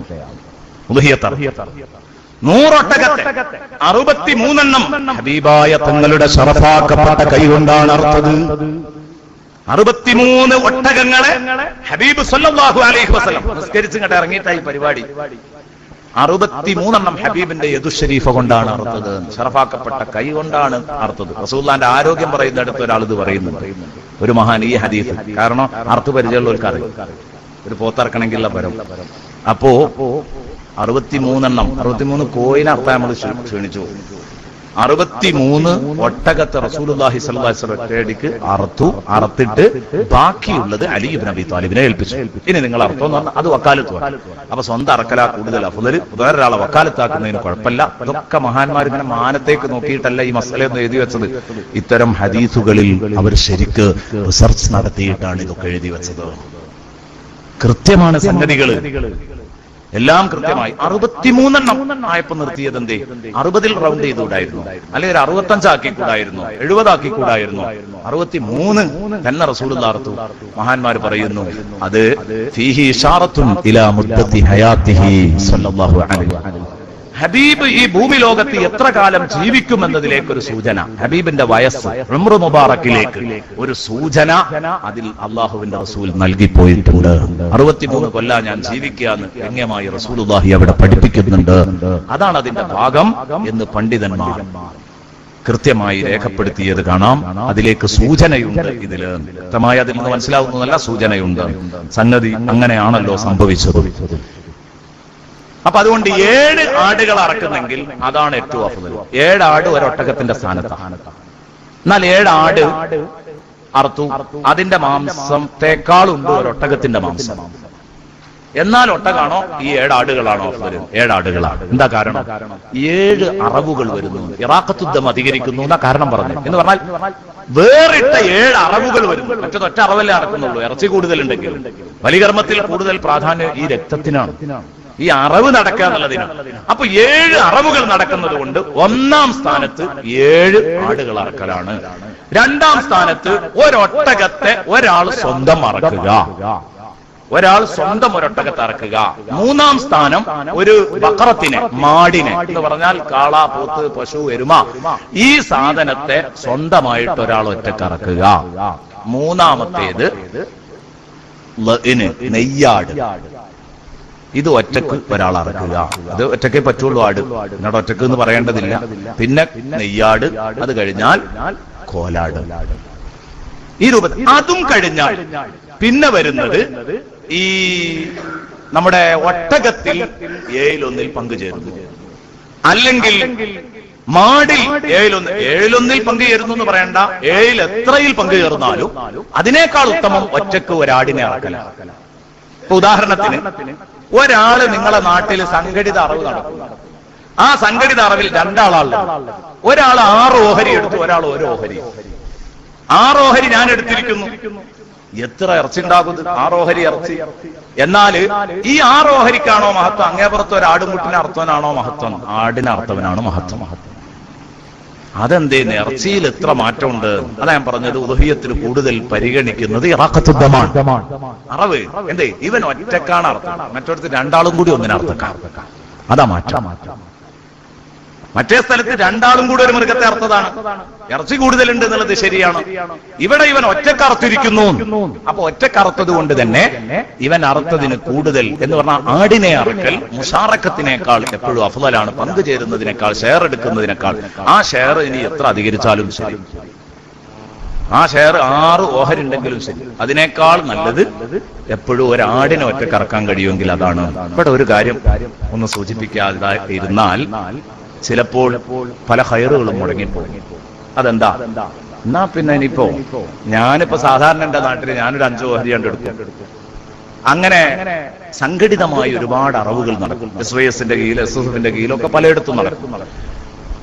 മഹല്ലിയമായത്തിന്റെ കീഴിൽ ഇങ്ങനെയൊക്കെ നടക്കാറുണ്ട്. എന്നാൽ ഇനി എന്തിനാ പോയി അതിലേറെ അഫ്ളൽ ഒരു ആടിനെ അറക്കലാണെങ്കിൽ അത്രയൊന്നും മുടക്കില്ലല്ലോ. അതെന്റെ വീട്ടുമുറ്റത്തിട്ട് അറക്കും ചെയ്യാം, എല്ലാ സുന്നത്തും കിട്ടുമല്ലോ എന്ന് കരുതിയിട്ട് അതിലേക്ക് ഒതുങ്ങിയാൽ സംഗതി അഫ്ളലാണ്. പക്ഷേ നമ്മൾ ഒരാളുണ്ടായാൽ അവിടെ വേറെ 10 ആൾ ഈ പണി ചെയ്യുമെങ്കിൽ, നമ്മളെ സാന്നിധ്യം കാരണമായിട്ട് നമ്മളെ നാട്ടിൽ 10 ആളും കൂടെ ഈ പണി ചെയ്യുമെങ്കിൽ, നാട്ടിൽ ഈ ഷിആർ ഉയർന്ന് കാണുമെങ്കിൽ, ഈ സംഗതി നാട്ടിൽ ഉഷാറായി കാണുമെങ്കിൽ നമ്മൾ അതിൽ നിന്ന് പിന്മാറലല്ല, നമ്മൾ അതോടൊപ്പം നിൽക്കുക. കാരണം അതൊന്ന് സജീവാവുമല്ലോ. അത് ഞാൻ ബുദ്ധിപരമായി പറഞ്ഞതാണ്, നമ്മളെ നാട്ടിന്റെ മസ്ലഹത്ത് നോക്കിക്കൊണ്ട് പറഞ്ഞതാണ്. നിയമമുള്ളത് ഒരാടിനെ ഒറ്റക്കറക്കുകയാണെങ്കിൽ അതാണ് അഫ്ളൽ എന്നാണ്. ഇനി അങ്ങനെ ഒരു അഫ്ളലിയത്ത് കിട്ടണം എന്ന് നിങ്ങൾ കരുതുന്നുണ്ടെങ്കിൽ ഇക്കൂട്ടത്തിൽ നിങ്ങൾ അർത്ഥോളൂ, അവിടെ കൊണ്ടുപോയിട്ട് തന്നെ അർത്ഥോളൂ. എന്നാലും ഈ കൂട്ടായിട്ടുള്ള പരിപാടി നടക്കട്ടെ, അതൊരു നല്ല സംഗതിയാണ്. അതേസമയം കുടുംബത്തിൽ അറക്കാൻ അങ്ങനെയും അറക്കാലോ. നമുക്കിതിൽ പങ്കുചേരുന്നിടത്ത് ഇവിടെ പങ്കുചേരും ചെയ്യാം, കുടുംബത്തിൽ അറക്കേണ്ടത് അവിടെ അറക്കാം. കാരണം കുടുംബത്തിൽ മറ്റുള്ളവർക്കൊന്നും നമ്മൾ ഉദഹിയത്ത് കരുതുന്നില്ല, എന്നാൽ അവർക്കൊക്കെ ഉദഹിയത്തിന് അങ്ങോട്ടും ആക്കാം. കഴിവുള്ളവർക്ക് അങ്ങനെയൊക്കെ ചെയ്യാവുന്നതാണ്. ഏതാവട്ടെ, ഞാൻ പറഞ്ഞു വന്നത് പ്രത്യേകം ശ്രദ്ധിക്കണം. ഇങ്ങനെയാണ് ഇതിന്റെ തർത്തീബ് വരുന്നത്. ഒട്ടകത്തിൽ പങ്കുചേരുന്നു, ഒട്ടകത്തിൽ പങ്കുചേരുന്നത് കഴിഞ്ഞാൽ പിന്നെ മാടിൽ പങ്കുചേരുന്നു. പിന്നെ മഹത്വം മാടിൽ പങ്കുചേരുന്നതിനാണ്, മാടിൽ പങ്കുചേരുന്നതിനാണ്. 7ൽ 1 ഏറ്റവും ചുരുങ്ങിയത്. 7ൽ 1 സുബുഴ്, 7ൽ 1 ഇതുണ്ടായിരിക്കണം. 7 ആൾ ഒരു മൃഗത്തിൽ പരമാവധി പോവാം. ഇതാണ് ഇതിന്റെ കണക്ക് എന്ന് പ്രത്യേകം ഉണർത്തിക്കൊണ്ട് ഇനി മറ്റൊരു ചർച്ച, പ്രധാനപ്പെട്ട ഒരു ചർച്ചയാണ്. ഈ 7ൽ 1 പങ്കുചേരുന്നിടത്ത് എല്ലാവരും ഉദഹിയത്ത് തന്നെ ആവണമെന്നുണ്ടോ? ഇല്ല, ഇല്ല. ഒരാൾ ഉദഹിയത്താണ്, ഒരാൾ അഖീഖത്താണ്. ഒരാൾക്ക് ഹജ്ജ് ചെയ്യുമ്പോ എന്തോ പാടില്ലാത്ത കാര്യം ചെയ്തതിനുള്ള പ്രതിവിധിയാണ് ഒരാളുടെ അടുത്ത്, ഒരാള് കച്ചവടക്കാരനാണ്. അങ്ങനെയൊക്കെ ചർച്ച ഉണ്ട് ഫിഖ്ഹിൽ. ഈ ചർച്ച എവിടെയാ വരുന്നത്? ഞങ്ങള് ഒരു 2 കൊല്ലം മുമ്പ് എന്നോട് ഒരാൾ ചോദിച്ചു, ഉസ്താദേ എനിക്ക് ഉദഹിയത്ത് ഇറക്കാൻ വലിയ പൂതിയുണ്ട്, ഒറ്റക്ക് ഇറക്കാൻ കഴിയൂല, ഒന്ന് പങ്ക് കൂടാൻ ഷെയർ എടുക്കാൻ താല്പര്യം ഉണ്ടായിരുന്നു. നമ്മളെ നാട്ടിൽ ആ പരിപാടി തന്നെയല്ല, ഉദഹിയത്ത് എന്നുള്ള പരിപാടി തന്നെയല്ല. എന്താ ചെയ്യാ? അയാൾക്കൊക്കെ ഒരു ചാൻസ് ആണ് ഫിഖ്ഹി പറഞ്ഞത്. ഇറച്ചി കച്ചവടക്കാരന്റെ കൂടെ കൂടാം. ഇറച്ചി കച്ചവടക്കാരൻ അയാൾക്ക് വിൽക്കാൻ വേണ്ടി സാധനത്തെ അറക്കുമ്പോ അതിൽ പോയിട്ട് ഇയാൾക്ക് ഉദഹിയത്തിന് പങ്കുചേരാം, 7ൽ 1 എടുക്കാം. എങ്ങനെ? അറവ് നടക്കുന്നതിന് മുമ്പ് ഉദഹിയത്തിന്റെ ദിയ്യത്തിൽ അറക്കണം. എന്നാൽ അതിൽ 7 ഓഹരിയാക്കുക. അതിനെ ആ 7ൽ 1 മാറ്റി വെച്ചിട്ട് ബാക്കി അയാൾക്ക് നേരത്തെ പറഞ്ഞതുപോലെ വിൽക്കാവുന്നതാണ്, അയാൾക്ക് തൂക്കി വെക്കാവുന്നതാണ്. പക്ഷെ നെയ്യത്തോടുകൂടെ അറക്കണം. അറത്തിട്ടേമെന്ന് 7ൽ 1 കാണിച്ചാന്ന് പറഞ്ഞിട്ട് അത് ഉദഹിയത്താക്കാൻ പറ്റൂല, നെയ്യത്തോടുകൂടെ അറക്കണം. അപ്പൊ ഞാൻ പറഞ്ഞു വരുന്നത്, ഇത്രയൊക്കെ ഫുഖഹാക്കൾ എല്ലാ ഭാഗങ്ങളും അടച്ചുകെട്ടി സംസാരിച്ചിരിക്കുന്നു. അഖീഖത്ത് പറ്റും, ഇതൊക്കെ സംസാരിച്ചതിന്റെ പ്രസക്തി എത്രയാണ് നിങ്ങളൊന്ന് ആലോചിച്ച് നോക്ക്. ഇപ്പൊ ഞാന് നമ്മളെ കൂട്ടത്തിൽ പലരെ പറ്റിയും നമ്മളിങ്ങനെ അന്വേഷിക്കുന്ന സമയത്ത് കിട്ടുക, നമ്മളിപ്പോ ഒരു ഖൈറും ബർക്കത്തും ഒക്കെ വന്നപ്പോ ഒരു ഉദഹിയത്ത് അർത്താ കുഴപ്പമില്ല എന്നൊക്കെ തോന്നിയിട്ട് ഇപ്പൊ ഇങ്ങനെ ഉഷാറായതാ. നമുക്ക് 6 മക്കളുണ്ട്, അവർക്ക് ഒരൊറ്റ എണ്ണത്തിന് ഉദഹിയത്ത് അർത്തിട്ട് അഖീഖത്ത് അർത്തിട്ടില്ല. അവർക്ക് അഖീഖത്ത് അർത്തിട്ടില്ല. മക്കൾക്ക് അഖീഖത്ത് അറക്കുക എന്ന് പറഞ്ഞത് എത്ര പുണ്യമുള്ള കാര്യമാണ്, റസൂലുള്ളാഹി എത്ര പ്രേരിപ്പിച്ചതാണ്. ഇതൊന്നും നമ്മൾ ചെയ്യാറില്ല. ചെയ്യുകയാണെങ്കിൽ തന്നെ മാമൂലിന്റെ അറവ് അറക്കല്ലേ, അല്ലെ? 1ാമത്തെ കുട്ടിക്ക് അറവ് ഏതിലൂ ബൈന ഔലാദിക്കുന്നുള്ളതിന് എതിരാണോ എന്ന് തോന്നിപ്പോവും ചിലപ്പോൾ. മക്കൾക്കിടയിൽ നീതി പാലിക്കണം. ഒരു കുട്ടിക്ക് അഖീഖത്ത് അറുത്തു, കഴിവുള്ള വാപ്പ 2ാമത്തേനും അറക്കണം, 3ാമത്തേനും ഒക്കെ അറക്കണ്ടേ? കാരണം ചുംബിക്കുന്നിടത്ത് വരെ അതിൽ പാലിക്കണം എന്ന് പഠിപ്പിച്ച ഇസ്ലാം, അത്ര കൃത്യമായി പഠിപ്പിച്ച ഇസ്ലാം. നമ്മളിതൊക്കെ നോക്കേണ്ടതല്ലേ? ഞാൻ പറഞ്ഞു വരുന്നത്, നമ്മളിപ്പോ 6 മക്കളുണ്ട്, 6 ആൾക്ക് അറുത്തിട്ടില്ല. 6 ഞാൻ ഉദാഹരണം പറഞ്ഞാൽ താഴോട്ടും ആവാം, 6 വരെ പോവുള്ളൂ, അതുകൊണ്ടാണ് അങ്ങനെ പറഞ്ഞത്. 6 മക്കളുടെ അക്കീക്കത്ത് നിങ്ങൾ അറുത്തിട്ടില്ല. നിങ്ങളൊരു മൃഗത്തെ ഒറ്റക്ക് വാങ്ങിയിട്ട് നിങ്ങളുടെ വീട്ടുപടിക്കലിട്ട് അറക്കുന്നു. വീട്ടുപടിക്കലിട്ട് നിങ്ങൾ അറക്കുന്നു, അല്ലാതെ 7-1 ഷെയർ കൂടിയിട്ട് അയക്കത് കൊണ്ടുപോയി കയറ്റാൻ നോക്കരുത്, നടക്കൂല. എന്നാൽ 6 കുട്ടികളുടെ അഖീഖത്തും ഉദ്ഹിയ്യത്തും ഈ ഒരൊറ്റ മൃഗം കൊണ്ട് കിട്ടും. ഒറ്റ മൃഗം കൊണ്ട് കിട്ടും. ആ ബാധ്യത മുഴുവനും തീർന്നു. ഒരു മൃഗത്തെ ഇപ്പൊ നമ്മൾ ഉദ്ഹിയ്യത്ത് ഇറക്കാൻ വേണ്ടി അതൊന്നും നേർച്ചയാക്കി കൊടുത്ത് പറ്റൂല കേട്ടോ. അവിടെ നമ്മൾ ഇതാകും, ആട് നേർച്ചയാക്കിയതാണെങ്കിൽ പറ്റുമെന്ന് പറയുന്നു. ആടിനെയാണ് നേർച്ചയാക്കിയതെങ്കിൽ വലിയൊരു മൃഗത്തെ വാങ്ങിയാൽ 7-1 അതിൽ നേർച്ചയാവുള്ളൂ. ബാക്കിയുള്ളത് സുന്നത്തായ സ്വതക്ക ചെയ്യുമ്പോലെയൊക്കെ ചെയ്യാം. ആട് എന്നാണെങ്കിൽ, അതല്ലാത്ത രൂപത്തിൽ പറഞ്ഞു കഴിഞ്ഞാൽ സംഗതി ബുദ്ധിമുട്ടാവും. അപ്പൊ അതുകൊണ്ട് ഇവിടെ അഖീഖത്ത് ഉദ്ഹിയ്യത്തിൽ പ്രവേശിക്കുക എന്ന് പറഞ്ഞ സംഗതി ഇല്ല. ഇബ്നു ഹജർ റളിയല്ലാഹു അൻഹു പറഞ്ഞ അങ്ങനെ പ്രവേശിക്കുക എന്നുള്ളൊരു സംഗതി ഇവിടെ ഉണ്ടാകുന്നില്ല. ഒരു സുബ്ഹ്, ഒരു 7-1 അഖീഖത്ത്, ഒരു 7-1 ഉദ്ഹിയ്യത്ത്, അങ്ങനെ ആയി പോകുക. അല്ലാതെ ഒരു 7-1 തന്നെ അഖീഖത്തും കൂടെ വന്ന് കടക്കുന്നുണ്ടെങ്കിലേ കടക്കുക എന്ന് പറയാൻ പറ്റുള്ളൂ. അപ്പൊ പരസ്പരം കടക്കുകയല്ല സത്യത്തിൽ ചെയ്യുന്നത്. ഓരോന്നും വിവിധ കാരണങ്ങൾക്ക് വേണ്ടി പറ്റാമോ പറ്റൂലേ, ഇതാണ് ചോദ്യത്തിന്റെ മർമ്മം എന്നതാണ്. ഒരാൾക്ക് തന്നെ ഇന്ന് ഞാനിപ്പോ ഇങ്ങനെ അങ്ങോട്ട് വരുന്ന സമയത്ത് ഒന്നും കൂടെ, ഇതിപ്പോ ഒന്നാമത് ഉസ്താദ്മാരായതുകൊണ്ട് ഞാൻ ഒന്നും കൂടെ നോക്കാന്ന് വെച്ചതാണ്. പോരുന്ന സമയത്ത് തുഹ്ഫ ഒന്നിങ്ങനെ നോക്കുന്ന സമയത്ത് അതിൽ കണ്ടൊരു മസല, ഒരാൾക്ക് 7 കാരണങ്ങളുണ്ടെങ്കിൽ ഒരു മൃഗത്തെ അറുത്താൽ മതിയാകുന്ന ഒരാൾക്ക് 7 കാരണങ്ങളുണ്ട്. 7 ആൾക്കും 7 കാരണം എന്നല്ല, ഒരാൾക്ക് തന്നെ 7 കാരണങ്ങളുണ്ടെങ്കിൽ ആ 7 കാരണങ്ങളും കൂടെ ഒരു മൃഗത്തിൽ, വലിയ മൃഗത്തിൽ അത് കടക്കും, അത് പറ്റും എന്നാണ് എഴുതിയിരിക്കുന്നത്. പിന്നീട് ഈ 7 ആൾ ഒരു മൃഗത്തിൽ കൂറാകുമ്പോൾ, ഒരു മൃഗത്തിൽ 7 ആൾ കൂറാകുമ്പോൾ ഇതിന് 7 ഓഹരി ചെയ്യണോ വേണ്ടേന്ന് ഒരു തർക്കമുള്ള സ്ഥലം. 7 ഓഹരി ചെയ്യണോ ചെയ്യണ്ടേന്ന് അഹ്മദ് കോയ ശാലിയാത്തി റളിയല്ലാഹു അൻഹു മഹാനവറുകളുടെ ബർക്കത്ത് കൊണ്ട് അള്ളാഹു നമ്മുടെ മജ്ലിസ് പൊരുത്തപ്പെട്ട മജ്ലിസാകട്ടെ. അവിടുന്ന് ഫത്വ കൊടുത്തിട്ടുണ്ട്, വേണ്ട. അവിടുത്തെ ഫത്താവയിൽ വായിക്കാൻ കഴിയും, അത് വേണ്ട, അങ്ങനെ കൂറാകുമ്പോൾ അത് വേണ്ട. അപ്പോൾ പിന്നെ സ്വാഭാവികമായിട്ടും ഒരു ഇബാറത്ത് ഇതിനെതിരെ പലപ്പോഴും വരാറുണ്ട്. അത് ഞാൻ ഉസ്താദുമാരുള്ള ഒരു മക്കാമായതുകൊണ്ട് പറയാം. ഈ 7 ആളും അവനവന്റെ ഊഴത്തിൽ നിന്ന് സ്വതക്ക ചെയ്യൽ നിർബന്ധമാണ്. ഒരാൾ എല്ലാവർക്കും കൂടെ സ്വതക്ക ചെയ്താൽ പോരാ എന്നുണ്ട്.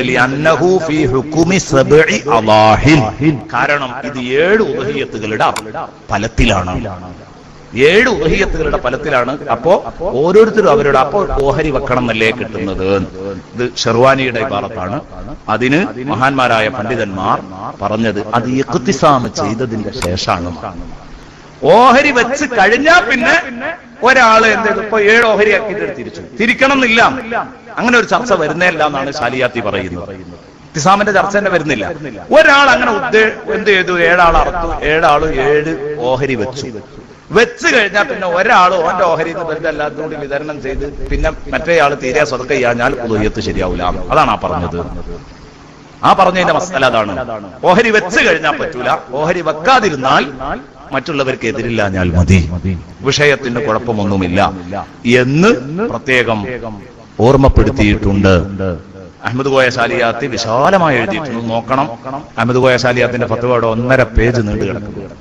നല്ല ചർച്ചയാണ്. ആ ചർച്ചയുടെ ആകത്തുകയാണ് ഞാനിവിടെ പറഞ്ഞത്. എന്നാൽ ഒന്നിലധികം മൃഗങ്ങൾ, ഓരോ മൃഗത്തിലും 7 7-ൽ താഴെയോ ആളുകൾ പങ്കുചേർന്നിട്ടുണ്ട് എങ്കിൽ 7 ആൾ കൂറായ ആ മൃഗം, ഈ 7 ആളുടെ മൃഗം ഏതാണ് എന്ന് നിർണയിക്കണം. കഴിഞ്ഞ കൊല്ലം എന്നോടൊരാൾ പറഞ്ഞു, ഞങ്ങളെ നാട്ടിൽ 40 മൃഗത്തെ അറുത്തു. എന്താണ് ആ മഹലിന്റെ ഒരു സെറ്റപ്പ് നിങ്ങളൊന്ന് ആലോചിച്ചു നോക്കൂ. 40 മൃഗത്തെ അറുത്തു. ഉഷാറായിരുന്നു ഉസ്താദേ, വലിയ നാളുകാർ. അപ്പൊ ഞാൻ ചോദിച്ചു, ഈ 40 മൃഗത്തെ അറുത്തപ്പോ ഓരോ മൃഗത്തെയും 7 പേർക്ക് വീതം, അല്ലെങ്കിൽ 5 പേർക്ക്, 4 പേർക്ക് എത്ര ഉള്ളതെങ്കിൽ ഓരോ മൃഗത്തും ഈ ആളുകൾക്ക് നിർണയിച്ചു കൊടുത്തിരുന്നു. ഇതാണ് നിങ്ങളെ മൃഗം നിർണയിച്ചു കൊടുത്തിരുന്നു. നിർണയിക്കലൊന്നും ഉണ്ടായിട്ടില്ല. ഞങ്ങളെല്ലാവരോടും ഒരുപോലെ പൈസ വാങ്ങി മാർക്കറ്റിൽ പോയി സാധനം കൊണ്ടുവന്നു, ഉദ്ഹിയ്യത്തിന്റെ നിയ്യത്തോടുകൂടെ അറുത്തു. അത്രന്നെ ഉള്ളൂ. എന്നിട്ട് വാരി കൊടുത്തു. ഇങ്ങനെ വന്നു കഴിഞ്ഞാൽ അതിനെപ്പറ്റി പറഞ്ഞത് അത് ഉദ്ഹിയ്യത്താകൂലാന്ന. അത് ഉദ്ഹിയ്യത്താകൂല, അത് തതവ്വുആകും എന്ന് പറഞ്ഞാൽ അതിന്റെ അർത്ഥം എന്താ? കിൻഡൽ കണക്കിന് മാംസം വിതരണം ചെയ്ത സുന്നത്ത് ഇവർക്ക് ലഭിക്കുന്നതാണ്. മാംസം വിതരണം ചെയ്ത സുന്നത്ത് ഇവർക്ക് ലഭിക്കും, അല്ലാതെ ഇത് ഒരിക്കലും ഉദ്ഹിയ്യത്തായി പരിഗണിക്കൂല. ലവിസ്തറക 14 ഫീ ബദനതൈൻ, 14 ആള് 2 മൃഗത്തിൽ കൂറായി എന്ന് പറഞ്ഞാൽ 14 ആളും കൂടെ പൈസ എടുത്തിട്ട് 2 മൃഗത്തെ വാങ്ങി. ഇതിൽ ഓരോന്നിലും എല്ലാവർക്കും പങ്കെടുക്കും. അങ്ങനെയാണ് എന്റെ കോലം കിടക്കുന്നത്. കാരണം എല്ലാരും കൂടെ പൈസ കൊണ്ടുപോയിട്ട് ഇങ്ങോട്ട് വാങ്ങിയതാ. എന്നിട്ട് കൊണ്ടുവന്നിട്ട് അർത്താൽ അത് മതിയാകൂല എന്ന് പറഞ്ഞിട്ട് അതിന് കാരണം പറയുന്നില്ല. അന്നക്കുല്ലൻ നിന്നമായ സുബുൽ ബദനതൈൻ, ഓരോരുത്തർക്കും 2 മൃഗങ്ങളുടെ 7-1 ലഭിക്കുന്നുണ്ട്. ഒരു ഒട്ടകത്തിന്റെ 7-1 ഓരോരുത്തർക്കും കിട്ടണം, അപ്പോഴേ ശരിയാവുള്ളൂ. ഫലം യഹ്സുൽ ലഹു മിൻ കുല്ലിൻ ഇല്ലാ നിസ്ഫു സുബഈൻ, എല്ലാവർക്കും പരിഗണിക്കുന്ന സമയത്ത് എത്രയും കിട്ടണമെന്നു 1/2 സുബുഅ് സത്യത്തിൽ 14 ആളെ കൂട്ടുമ്പോൾ നമുക്ക് കിട്ടുന്നുള്ളൂ. അതുകൊണ്ട് അത് മതിയാകൂല. ഒരൊട്ടകത്തിൽ നിന്ന് തന്നെ സുബുഉൻ കാമിൽ ലഭിച്ചിരിക്കണം എന്ന് പ്രത്യേകം ഓർമ്മപ്പെടുത്തുന്നു. ഇതേ മസ്അല ഇതല്ലാത്ത രൂപത്തിലും മറ്റു കിതാബുകളിൽ മുഗനിയിലൊക്കെ വേറെയുണ്ട്. ഞാൻ ഒന്നും മതിയല്ലോ തെളിവിനെന്ന് കരുതിയിട്ടാണ്. അപ്പൊ എന്തായാലും എന്തു ചെയ്യണം? നിർണയിക്കണം. ചോദ്യങ്ങൾ നിങ്ങൾക്ക് ഇവിടെയൊക്കെ ഉണ്ടാകും, പിന്നെ ചോദിച്ചോളൂ. സംഭവിച്ചിട്ടുണ്ട്, ശരിയാവൂല, നിർണയിക്കാതെ അറക്കരുത്, നിർണയിച്ചിട്ട് വേണം അറക്കണം. വലിയ പ്രയാസമൊന്നുമില്ലല്ലോ. 7 ആളെ പേര് വായിക്കുക, നിങ്ങളെ മൃഗത്താണെന്ന് പറയാം. 7 ആൾ അടുത്ത 7 ആളുടെ പേര് വായിക്കുക, നിങ്ങളെ മൃഗത്താണെന്ന് പറയാം. ഇത് പറഞ്ഞിട്ട് അർത്ഥം മതിയല്ലോ, ഇത്രേ സംഭവമുള്ളൂ. ഇനി നിങ്ങൾക്ക് കുറെ കാര്യങ്ങൾ ചോദിക്കാനുണ്ടാവും, അത് പിന്നത്തേക്ക് നീട്ടി വെച്ചു ചോദിച്ചോണ്ട് അപ്പൊ ചോദിക്കാം. ഇപ്പൊ ഇടപെട്ടാൽ നമ്മളെ വിഷയം ഇവിടെ മുട്ടിപ്പോകുന്നു കരുതിയിട്ടാണ്. ഈ പറഞ്ഞു തീർക്കാനുള്ള കാര്യങ്ങൾ ഒന്ന് അങ്ങോട്ട് പറയണം. പിന്നീട് ഈ ഉദ്ഹിയ്യത്ത് അറക്കുന്ന മൃഗം അത് ന്യൂനതയില്ലാത്തതായിരിക്കണം. ഉദ്ഹിയ്യത്ത് അറക്കുന്ന മൃഗം ന്യൂനതയില്ലാത്തതായിരിക്കണം. ന്യൂനതയില്ലാത്തതായിരിക്കുക എന്ന് പറഞ്ഞാൽ മാംസത്തെ കുറക്കുന്ന ന്യൂനതകൾ ഉണ്ടാവാൻ പാടില്ല, വ്യക്തമായ രോഗം ഉണ്ടാവാനും പാടില്ല, വ്യക്തമായ മുടന്തുണ്ടാവാൻ പാടില്ല, ഇതൊന്നും പാടില്ല. ഇങ്ങനെ പറയുമ്പോൾ അവിടെ ചിന്തിക്കേണ്ടത്, നമ്മൾ ചിന്തിക്കേണ്ട വളരെ പ്രധാനപ്പെട്ട ഒരു സംഗതിയുണ്ട്. അതെന്താ? ഈ മാംസത്തെ കുറക്കുന്ന, തിന്നപ്പെടുന്ന ഒരു ഭാഗം കുറഞ്ഞു പോകുന്ന എന്തെങ്കിലും കുറവുണ്ടെങ്കിൽ അത് ഐബാണ്. ആ സാധനം പിന്നെ അറക്കാൻ പറ്റൂല. ഇതാണ് അതിന്റെ ഒരു പൊതു നിയമം. അതങ്ങോട്ട് മനസ്സിലാക്കിയാൽ പിന്നെ കാര്യങ്ങളൊക്കെ മനസ്സിലാക്കാം. അപ്പൊ ചെവി മുറിഞ്ഞത് പറ്റൂല, കണ്ണിന് ഐബുള്ളത് പറ്റൂല. കണ്ണ് കാണാത്ത മൃഗത്തെ, കാഴ്ചയില്ലാത്ത മൃഗം അതിനെ പറ്റൂല, ഒറ്റക്കണ്ണനെ പറ്റൂല, കാഴ്ചയില്ലാത്തത് പറ്റൂല. ഇതൊക്കെ പറഞ്ഞു. കാരണം അന്നൻ നബിയ്യ സല്ലല്ലാഹു അലൈഹി വസല്ലമ അമറനാ ബിസ്തിശ്റാഫിൽ ഉദുനി വൽ ഐനി, ബലിമൃഗത്തെ സെലക്ട് ചെയ്യുമ്പോ കണ്ണും ചെവിയും വല്ല അയ്ബുണ്ടോന്ന് സൂക്ഷിച്ചു നിരീക്ഷിക്കണമെന്ന് മുത്തുനബി ഞങ്ങളോട് കൽപ്പിച്ചിരുന്നു. ഈ കണ്ണിനും ചെവിക്കൊരു പ്രത്യേകത, പ്രത്യേകം നോക്കണം. കണ്ണും ചെവിയും പ്രത്യേകം നോക്കണമെന്ന് സയ്യിദുനാ റസൂലുള്ളാഹി സ്വല്ലല്ലാഹു അലൈഹി വസല്ലമ തങ്ങൾ ഞങ്ങളോട് പ്രത്യേകം കൽപ്പിക്കാറുണ്ടായിരുന്നു. ചെവി മുറിക്കപ്പെട്ടു. ഇപ്പോ ഈ ഇവിടെയൊക്കെ പോയാല്, നമുക്ക് തമിഴ്നാട്ടിലൊക്കെ പോയാൽ അങ്ങനെ കാണാം, ചെവി ഇങ്ങനെ കൂർപ്പിക്കുന്ന, പതുക്കെ കൂർപ്പിച്ച് ചെത്തി കൂർപ്പിക്കുന്ന ഒരു സ്വഭാവം, കൊമ്പ് കൂർപ്പിക്കുന്നത് പോലെ. അത് പറ്റൂല, കാരണം അത് ഭാഗം നഷ്ടപ്പെട്ടു. എന്നാൽ ചെവി കീറി, ചെവി ഇങ്ങനെ കീറി നിൽക്കുന്നുണ്ട്, പക്ഷെ അതിന്റെ ഇടയിലൊരു വിടവില്ല, ജസ്റ്റ് ഒന്നിങ്ങനെ കീറി നിൽക്കുകയാണ്. എന്തോ കൊളുത്തി വലിച്ചതാണ്, അതിൽ കീറിപ്പോയി. പക്ഷെ അതിന്റെ ഇടയിൽ നിന്ന് മാംസം പോയതായിട്ട് കാണുന്നില്ലെങ്കിൽ അത് പറ്റും. ഒരോട്ടൻ, ആ ഓട്ട മാംസം പോയ രൂപത്തിലുള്ള വിടവുകളൊന്നും കാണുന്നില്ല. അതുണ്ടെങ്കിൽ അത് പറ്റൂല എന്ന് തൊഫെ പറഞ്ഞിട്ടുണ്ട്. മാംസം പോയതായിട്ട് കാണുന്നുണ്ട്. ഇപ്പോ 25 വയസ്സിന്റെ വട്ടമൊക്കെ ഉള്ള ഓട്ട ഉണ്ടാവും, അത് പറ്റൂല. ഈ ആഭരണമൊക്കെ ഇടാൻ വേണ്ടിയിട്ട് ഇങ്ങനെ കുത്തി കൊടുത്ത ഒരു കുത്ത്, ഒരു കീറ്, അതൊന്നും വിഷയമാക്കേണ്ടതില്ല. അതേസമയം ഈ ചെവി മുറിഞ്ഞതാണെങ്കിൽ അത് പറ്റുകയില്ല. കഴിഞ്ഞ കൊല്ലം ഉദ്ഹിയ്യത്തിന് കൊണ്ടുവന്ന് കെട്ടിയ ഒരു കന്നിനെ പറ്റി ഒരാൾ വിളിച്ചു ചോദിച്ചു. സാർ ഇപ്പൊ ഇങ്ങനെ നോക്കുമ്പോ 50 പൈസയുടെ വട്ടത്തിൽ ഒരു ശരിക്കൊരു ദ്വാരമുണ്ട് ഇതില്, ചെവിയില്. ഞാൻ ചോദിച്ചു അത് ദ്വാരായിട്ട് നിൽക്കുകയാണോ? ഇത് പ്രശ്നം തന്നെയാണ്. കാരണം മാംസം ശരിക്കും പോയതായിട്ട് തന്നെ അവിടെ വ്യക്തമാണ്. 50 പൈസയുടെ വട്ടത്തിൽ. നേരെ മറിച്ച് ഇത് എന്ത് ചെയ്യും, ആദ്യം ഒരു കുത്തിട്ടു, എന്നിട്ട് പിന്നെ അതിലെന്തെങ്കിലും ആഭരണമൊക്കെ ധരിച്ചു കൊടുക്കുമ്പോൾ ഇങ്ങനെ നീളും. അതൊന്നും മാംസം പോകുന്നതല്ല, പിന്നെ ഇങ്ങനെ നീണ്ടു പോകുന്നതാണ്. അതിന് കുഴപ്പമില്ല. അതേസമയം ഇതങ്ങനെയല്ല. ഇതിങ്ങനെ ഒരു കുഴപ്പമില്ലാതെ ഒരു ഓട്ടം ഇങ്ങനെ കിടക്കുക. അപ്പൊ ശരിക്കും അവിടുന്ന് മാംസമാണ് പോയതാണ്. അപ്പൊ അദ്ദേഹം പറഞ്ഞു അത് മാത്രമല്ല, അത് ചെവിയുടെ ഭാഗത്ത് അതിന്റെ അറ്റവും കാണാനില്ല. അപ്പൊ ശരിക്കും ചെവി മുറിക്കപ്പെട്ടതാ. ഇയാൾ ഈ ഓട്ടാന്ന് പറഞ്ഞിട്ട് ഒപ്പിക്കാൻ നോക്കുക. അപ്പൊ അയാളിനോട് ചോദിച്ചു പറ്റൂല എന്ന് പറഞ്ഞു. അപ്പൊ അയാൾ പറഞ്ഞു ഉസ്താദേ ഇന്ന് പെരുന്നാള്, ഇനിയിപ്പോ ഇത് മാറ്റിക്കൊണ്ടുവരാൻ കഴിയില്ല. അപ്പൊ എങ്ങനെയെങ്കിലും ഒരു ഫത്വ തന്നൂടെ എന്ന് ചോദിച്ചു. ഞാൻ പറഞ്ഞു ഞാൻ പഠിച്ചതനുസരിച്ച് പറ്റൂല, നിങ്ങൾ പറ്റണോലെ കിട്ടുമോ നോക്കി, എന്നിട്ട് നിങ്ങൾ ചോദിച്ചോളി, എനിക്ക് വിരോധമല്ല. അങ്ങനെ അദ്ദേഹം പലർക്കും വിളിച്ചു. പിന്നെണ്ട് അദ്ദേഹം വിളിക്കുന്നു, ആരോട് ചോദിച്ചിട്ട് അനുവദിച്ചില്ല. അപ്പൊ പോയി വേറെ വാങ്ങിയിട്ട് അറുത്തു എന്നാണ് അയാൾ മറുപടി പറഞ്ഞു. അപ്പോ അയ്ബുള്ള മൃഗത്തെ അറക്കാൻ പറ്റൂല. ഇത്തരം അയ്ബുകൾ ഒന്നും ഉള്ളതാകരുത്, അകിട് മുറിക്കപ്പെട്ടതാകരുത്, ഇതൊന്നും നഷ്ടപ്പെട്ടതാവരുത്. എന്നാൽ ഉടച്ചത് പറ്റുമോ പറ്റൂലേ ഒരു ചർച്ച. ഉടച്ചത് പറ്റുമോ പറ്റൂലേ? പറ്റുന്നാണ്. ഉടച്ച മൃഗത്തെ പറ്റുമോ? ആൺമൃഗത്തിന്റെ വൃഷ്ണം ഉടച്ചിട്ടുണ്ടെങ്കിൽ അത് പറ്റുമോ? ഇത് എങ്ങനെയാ പറ്റുക? ഐബു യംകുസുൽ അഹ്മ, മാംസം കുറക്കുന്ന ഐബുണ്ടെങ്കിൽ പറ്റൂല എന്നാണ്. ഇത് മാംസം കുറക്കണില്ലേ, കാരണം ഈ സാധനം മൗക്കൂലാണല്ലോ അല്ലേ, ഇത് തിന്നും. അപ്പോ അത്ര കുറഞ്ഞു പോയില്ലേ എന്നൊരു ചർച്ച ഉണ്ട്. അതിന് 2 മറുപടിയാ പറഞ്ഞത്. ഒന്ന്, അത് ആദത്തിൽ തിന്നാറില്ല, ഏതൊക്കെ ആളുകൾ ഇങ്ങനെ തിന്നുന്നുള്ളൂ. സാധാരണഗതിയിൽ ചിലർക്കൊക്കെ അറപ്പാണ് തിന്നാനും, ചടപ്പാണ്, ചിലർക്ക് അതന്നെ കിട്ടേണ്ടതുണ്ടാവും അല്ലേ, അങ്ങനെ തെരഞ്ഞെടുക്കാറുണ്ട്. അപ്പൊ ഞാൻ പറഞ്ഞു വന്നത് ഈ സാധനം സാധാരണ തിന്നാറില്ല. ഒന്ന്. 2, തിന്നുന്നതിന് കുഴപ്പമൊന്നുമില്ല കേട്ടോ. അപ്പൊ അതുകൊണ്ട് രണ്ടാമത്തെ പറഞ്ഞു, അത്രയും സാധനം ഇത്ര മാംസം കുറയുന്നതിന് അത് ഉടച്ചു കഴിഞ്ഞാൽ പിന്നെ എന്ത് ചെയ്യൂല? ഇണ ചേരൂല. ഇണ ചേരാതിരിക്കുമ്പോ അതിന്റെ ശരീരം കൂടുതൽ പുഷ്പിക്കും. അപ്പൊ അത് അവിടെ നികത്തപ്പെട്ടിട്ടുണ്ട്. അതുകൊണ്ട് ഉടച്ച മൃഗം പറ്റും എന്ന് പണ്ഡിതന്മാർ ചർച്ച ചെയ്യും. ഒക്കെ ഞാൻ പറയുന്നത് തുഷയിലുള്ള ചർച്ചകളാണ് ഇതൊക്കെ. പിന്നീട് വ്യക്തമായ രോഗം, അതേ രൂപത്തിൽ തന്നെ മുടന്തുള്ളത്, ചൊറിയുള്ളത്. ചൊറി ബാക്കിയുള്ളതൊക്കെ മുടന്തൊക്കെ ഒരല്പൊക്കെ ആണെങ്കിൽ അഫൂ ചെയ്യും. പക്ഷേ ഈ ചൊറി ഒരല്പമാണെങ്കിൽ പോലും അഫൂ ചെയ്യില്ല. അപ്പൊ ശരിക്കും നോക്കണം, എടുക്കുന്ന മൃഗത്തെ ചൊറിയുള്ളത് അല്ലാതിരിക്കാൻ ശ്രദ്ധിക്കണം. ചൊറി ഒരല്പമാണെങ്കിൽ പോലും അത് അഫൂ ചെയ്യൂല. പിന്നെ കൊമ്പില്ല, അത് പ്രശ്നമല്ല, കാരണം കൊമ്പ് തിന്നണതല്ലല്ലോ, അതാണ് അതിന്റെ കാരണം. പിന്നെ കൊമ്പില്ല, കൊമ്പ് പൊട്ടിപ്പോയി, ഇതൊന്നും പ്രശ്നമല്ല. എന്നാൽ പല്ല് 1 2 ഇല്ല, അതൊന്നും വിഷയമല്ല. പിന്നെ പല്ല് മുഴുവൻ പോയാൽ വിഷയമാണ്. വാല് അതെ വാല് വേണം, കാരണം അത് തിന്നുന്ന ഭാഗമാണ് എന്നുള്ള നിലക്ക് വാല് വേണം. അതിൽ അഭിപ്രായ വ്യത്യാസം ഉണ്ട് കേട്ടോ, വേണ്ടാന്ന് പറഞ്ഞാലും ഉണ്ട്. പിന്നെ ഈ വിഷയത്തിൽ മറ്റൊന്ന്, ഇത്രയും കാര്യങ്ങളിൽ ഇപ്പൊ അയ്ബ് ഉള്ള മൃഗം ആവരുത് എന്ന് പറയുമ്പോ ഒരാൾ അയ്ബുള്ള മൃഗത്തെ നേർച്ചയാക്കിയാലോ ചോദ്യമാണ്. അയ്ബുള്ള മൃഗത്തെ നേർച്ചയാക്കി, ഇയാളെ വീട്ടിൽ ഒരു മൃഗമുണ്ട്, ഇയാൾ പറഞ്ഞു ഇതിനെ ഞാൻ ഉദഹിയത്തറക്കാൻ നേർച്ചയാക്കി എന്ന് പറഞ്ഞു. അല്ലെങ്കിൽ ഇത് ഇക്കൊല്ലം ഞാൻ ഉദഹിയത്തറക്കുകയാണ്, ഇതിനെ ഇത് എന്റെ ഉദഹിയത്ത് മൃഗമാണ് എന്ന് പറഞ്ഞു. അങ്ങനെയൊക്കെ ആയ നേർച്ചയാണെന്നാണ്. ഇങ്ങനെ പറഞ്ഞു കഴിഞ്ഞാൽ ഇതിന് 1 വയസ്സേ ആയിട്ടുള്ളൂ. ഇനി അടുത്ത കൊല്ലം വരെ കാത്തിരിക്കണോ, അതോ ഇക്കൊല്ലം തന്നെ അറക്കണോ? ഇക്കൊല്ലം തന്നെ അറക്കണം എന്നാ. ഈ കൊല്ലം തന്നെ അറക്കൽ നിർബന്ധമാണ്. അയാൾ ഒരു കഷ്ണവും കൂട്ടാനും പറ്റൂല, ഒക്കെ സാധുക്കന്നെ കൊടുക്കണം. പിന്നെ എല്ലാവർക്കും അറിയാം. എന്നാൽ ഇതിന്റെ പേര് ഉദഹിയത്താണോ? ഉദഹിയത്തല്ല, വാജിബായ ദാനം, അത്രയേ ഉള്ളൂ.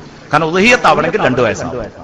വയസ്സ് തികയാത്തത് കൊണ്ട് ഉദഹിയത്തല്ല, വയസ്സ് തികയാത്തത് കൊണ്ട് ഉദഹിയത്തല്ല. പക്ഷെ നേർച്ചയാക്കി പോയല്ലോ ഈ മൃഗത്തെ, അതുകൊണ്ട് അറക്കന്നെ വേണം. അതുകൊണ്ടാണ് ചെറിയ കുട്ടികളെയൊക്കെ ചിലപ്പോൾ അങ്ങനെ നേർച്ചയാക്കിയാൽ ചെറുപ്പത്തിൽ തന്നെ പിടിച്ച് അറക്കേണ്ടി വരും. അപ്പൊ അത് ശ്രദ്ധിക്കണം. അല്ലെങ്കിൽ ഈ നേർച്ച അത് പറ്റില്ല. ഫി അവ്വലി വഖ്തി യൽഖാഹു, അയാൾ ആദ്യം കണ്ടുമുട്ടുന്ന പെരുന്നാൾക്ക് തന്നെ അറക്കണം. അതെ, 2 വർഷത്തിന്റെ ശേഷം അറക്കാൻ നേർച്ചയാക്കി, അതിന് കുഴപ്പമില്ല. അത് അങ്ങനെ കൈതാക്കി പറഞ്ഞാൽ കുഴപ്പം. 2 വയസ്സ് പൂർത്തിയായിട്ട് ഞാൻ ഈ മൃഗത്തെ ഇറക്കുന്നു പറഞ്ഞാൽ അതിന് കുഴപ്പമില്ല. ഇത് ഉദഹിയത്താക്കി എന്ന് പറയുമ്പോഴാണ് മറ്റൊരു വിഷയമല്ല. മറ്റേ പിന്നെ അത് കഴിഞ്ഞിട്ട് ചെയ്താൽ മതി. പിന്നെ ഇവിടെ ഇനി ഉദഹിയത്തിന്റെ മാംസം എങ്ങനെ വിതരണം ചെയ്യണം? ഉദഹിയത്ത് നിർബന്ധമാകുന്നത് നേർച്ചയാക്കുമ്പോഴാണ്. നേർച്ചയാക്കിയാൽ മുഴുവനും വിതരണം ചെയ്യണം. തോലടക്കം വിതരണം ചെയ്യൽ നിർബന്ധമാണ്. ഉദഹിയത്ത് സുന്നത്താണെങ്കിൽ ഒരല്പഭാഗമേ വിതരണം ചെയ്യൽ നിർബന്ധമുള്ളൂ. അപ്പൊ ഒന്ന് പഠിക്കുക, ഉദഹിയത്തിന്റെ മാംസം ഒരല്പം വിതരണം ചെയ്യലേ നിർബന്ധമുള്ളൂ. സുന്നത്തായ ഉദഹിയത്താണല്ലോ ഇപ്പൊ സാധാരണ നടക്കല്. അതുകൊണ്ടാണ് ഇങ്ങനെ പറയുന്നത്. ഉദഹിയത്ത് അറുത്തു, അതിന് ഒരു പൊതി ഒരു സാധുവിനാണ് കൊടുത്തത്. 2 ഫക്കീറിന് പോലും കൊടുക്കണ്ട, 2 മിസ്കീൻ, 1 മിസ്കീനാണ് കൊടുത്തത്. നിർബന്ധം വീടി. ഇനി മുഴുവനും മൂപ്പരും കുടുംബവും തിന്നു, ഒരു പരാതിയുമില്ല, ഒരു പരാതിയുമില്ല. ഉദഹിയത്ത് അർത്ഥ കൂലി അയാൾക്ക് കിട്ടുമെന്ന്, പൂർണ്ണമായ ഒരു ഉദഹിയത്ത് നിർവഹിച്ച കൂലി കിട്ടും. ഇത്രയും മാംസം ദാനം ചെയ്ത കൂലി കിട്ടണമെങ്കിൽ ദാനം ചെയ്യണം. ഉദഹിയത്ത് അർത്ഥ കൂലി അയാൾക്ക്. ആ ഉദഹിയത്ത് ശരിയാവാനാണ് ഇത്രയും മാംസം ചെറുത് വിതരണം ചെയ്യാൻ നിർബന്ധമാണ് എന്ന് പറഞ്ഞത്. ഈ നിർബന്ധം കഴിഞ്ഞിട്ട് ബാക്കി മുഴുവനും അയാൾക്ക് തിന്നാം, അയാൾക്ക് ഉപകരിക്കാം, ഒരു കുഴപ്പമില്ല. അതിൽ നിന്ന് ഒരു ഭാഗം പോലും അദ്ദേഹം വിൽക്കാൻ പാടില്ല.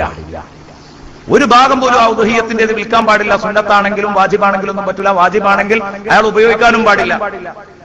അയാൾ അത് മുഴുവൻ സ്വതക്ക ചെയ്യൽ നിർബന്ധമാണ്. എന്നാൽ സുന്നത്തിൻ്റെത് സ്വതക്ക ചെയ്യാണ് വേണ്ടത്. ഇനി അയാൾ സ്വന്തം ഉപയോഗിക്കുകയാണത്. തോലെന്താ കാട്ടുക? തോല് അത് അയാൾ ബക്കറ്റോ അങ്ങനെയൊക്കെ ആക്കിയിട്ട് ഉപയോഗിക്കണം, അല്ലെങ്കിൽ ബാഗ് ഉണ്ടാക്കി തോലുകൊണ്ട് ഇങ്ങനെയൊക്കെ ഉപയോഗിക്കുകയാണെങ്കിൽ അയാൾക്ക് ഉപയോഗിക്കാം. ഇനി അയാളത് വായ്പ കൊടുക്കാൻ പറ്റുമോ? ഇയാൾ ഉദഹിയത്തറുത്ത തോലുകൊണ്ടുണ്ടാക്കിയ ബാഗ് വായ്പ കൊടുക്കാൻ പറ്റുമോ? എന്താ ചർച്ച നോക്കി നിങ്ങൾ? പറ്റും. വാടക കൊടുക്കാൻ പറ്റുമോ? പറ്റൂല. വാടക കൊടുക്കണമെങ്കിൽ മിൽക്ക് വേണം, ഉടമാവകാശം വേണം. അതുകൊണ്ട് വാടക കൊടുക്കാൻ പറ്റൂല. വായ്പ കൊടുക്കുന്നതിന് കുഴപ്പമില്ല. അതുകൊണ്ട് പൈസ ഉണ്ടാക്കുന്ന പരിപാടി പറ്റൂല. അപ്പൊ ഇത്രത്തോളം ശ്രദ്ധിച്ചുകൊണ്ടാണ് കാര്യങ്ങൾ കൈകാര്യം ചെയ്യുന്നത്. പറയാം, ഈ ഉദഹിയത്തിന്റെ മാംസം ഇങ്ങനെ കുറച്ച് തിന്നുക. ആ തിന്നുന്നത് കരളിന്റെ ഭാഗമായിരിക്കാം. കുറച്ച് തിന്നലാണ് സുന്നത്ത്. കുറച്ച് വിതരണം ചെയ്യൽ നിർബന്ധം, ബാക്കിയൊക്കെ തിന്നാന്ന് പറഞ്ഞിട്ട്. എന്നാൽ ഏറ്റവും അഫ്ദൽ എന്താണ്? ഒരല്പം ബറക്കത്തിന് തിന്നുക, ബാക്കിയൊക്കെ വിതരണം ചെയ്യാം. ഇനി അതിന്റെ മുകളിൽ ഒരു സ്റ്റെപ്പും കൂടെ താഴോട്ട് ഇങ്ങോട്ട് പോന്നാൽ വേറൊരു അഫ്ദലുണ്ട്. അതെന്താ? 1/3 തിന്നാതിരിക്കൽ സുന്നത്താണ്.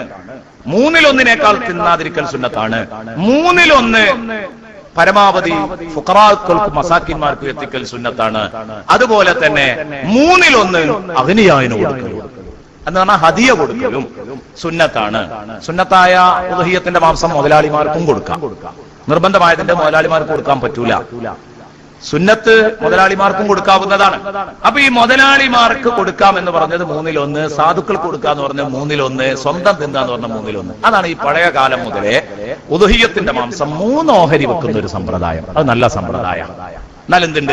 1/3 കൂടാതിരിക്കാൻ ശ്രദ്ധിക്കാം. നമ്മൾ ഉപയോഗിക്കുന്നത് 1/3 സാധുക്കൾക്ക് എത്തിക്കുക എന്ന് പറഞ്ഞത് ശരിയാവും.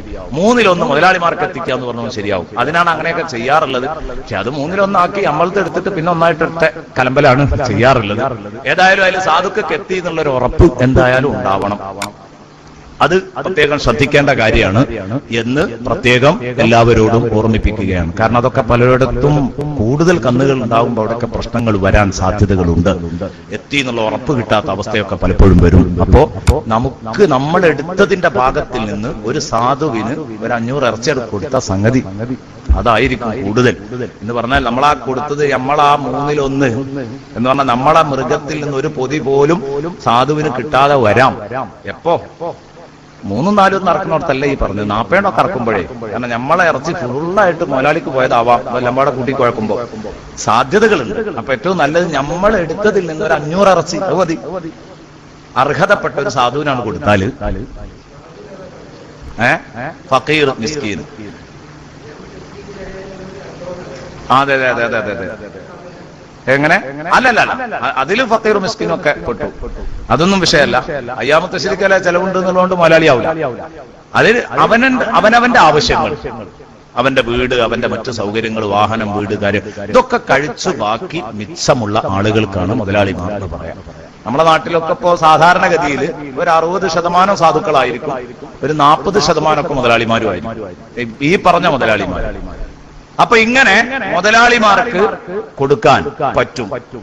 ഏത്? ഉദഹിയത്ത് സുന്നത്താണെങ്കിൽ, നിർബന്ധമാണെങ്കിൽ അത് കൊടുക്കാതിരിക്കുകയും വേണം. എന്നാൽ ഇനി ഇവിടെ ശ്രദ്ധിക്കേണ്ട ഒരു പ്രധാന വിഷയം, ഈ മുതലാളിക്ക് കൊടുക്കുന്നത് കൊണ്ട് മിൽക്ക് ഉണ്ടാവോ, ഉടമാവകാശം ഉണ്ടാവോ? ഇല്ല.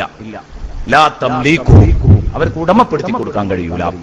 അവർക്ക് ഇബാഹത്ത് എന്ന് പറഞ്ഞാൽ തിന്നാൻ അവർക്ക് അനുവദനീയാക്കി കൊടുക്കാം. തിന്നാൻ അയാൾക്ക് അനുവദനീയമാക്കി കൊടുക്കാം. അപ്പൊ അയാൾക്ക്, ആ സാധുവിന്, ആ മുതലാളിക്ക് പിന്നെ ഉദഹിയത്തിന്റെ മാംസം വിൽക്കാൻ പറ്റും.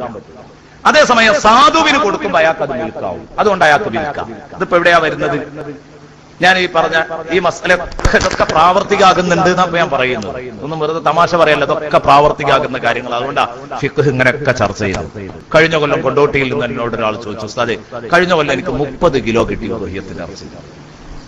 30 കിലോ. ഞാൻ എന്തായി 30 കിലോ കാട്ടുക? അപ്പൊ 5 കിലോ പൊരേ വെച്ച് 25 കിലോ ഇറച്ചിക്ക് എന്തൊരു വിലയാ, ഞാൻ വിറ്റു. പറ്റുമോന്ന് അയാൾ ചോദിക്കണം. വിറ്റൊക്കെ കഴിഞ്ഞിട്ടാണ് മസല വെക്കുന്നത്. പറ്റുന്നാണ്. സാധുവിന് വിൽക്കാം. അയാൾ പച്ച സാധുവാണ്, എനിക്കറിയാവുന്ന ആളാണ്. എന്ന് പറഞ്ഞാൽ ജീവിക്കാൻ തന്നെ വകുപ്പില്ല. ഒരു പീടികയിൽ ഇങ്ങനെ നിന്നിട്ട് എന്നും കടവും പ്രാരാബ്ധവും ഉള്ള ഒരാളാണ്.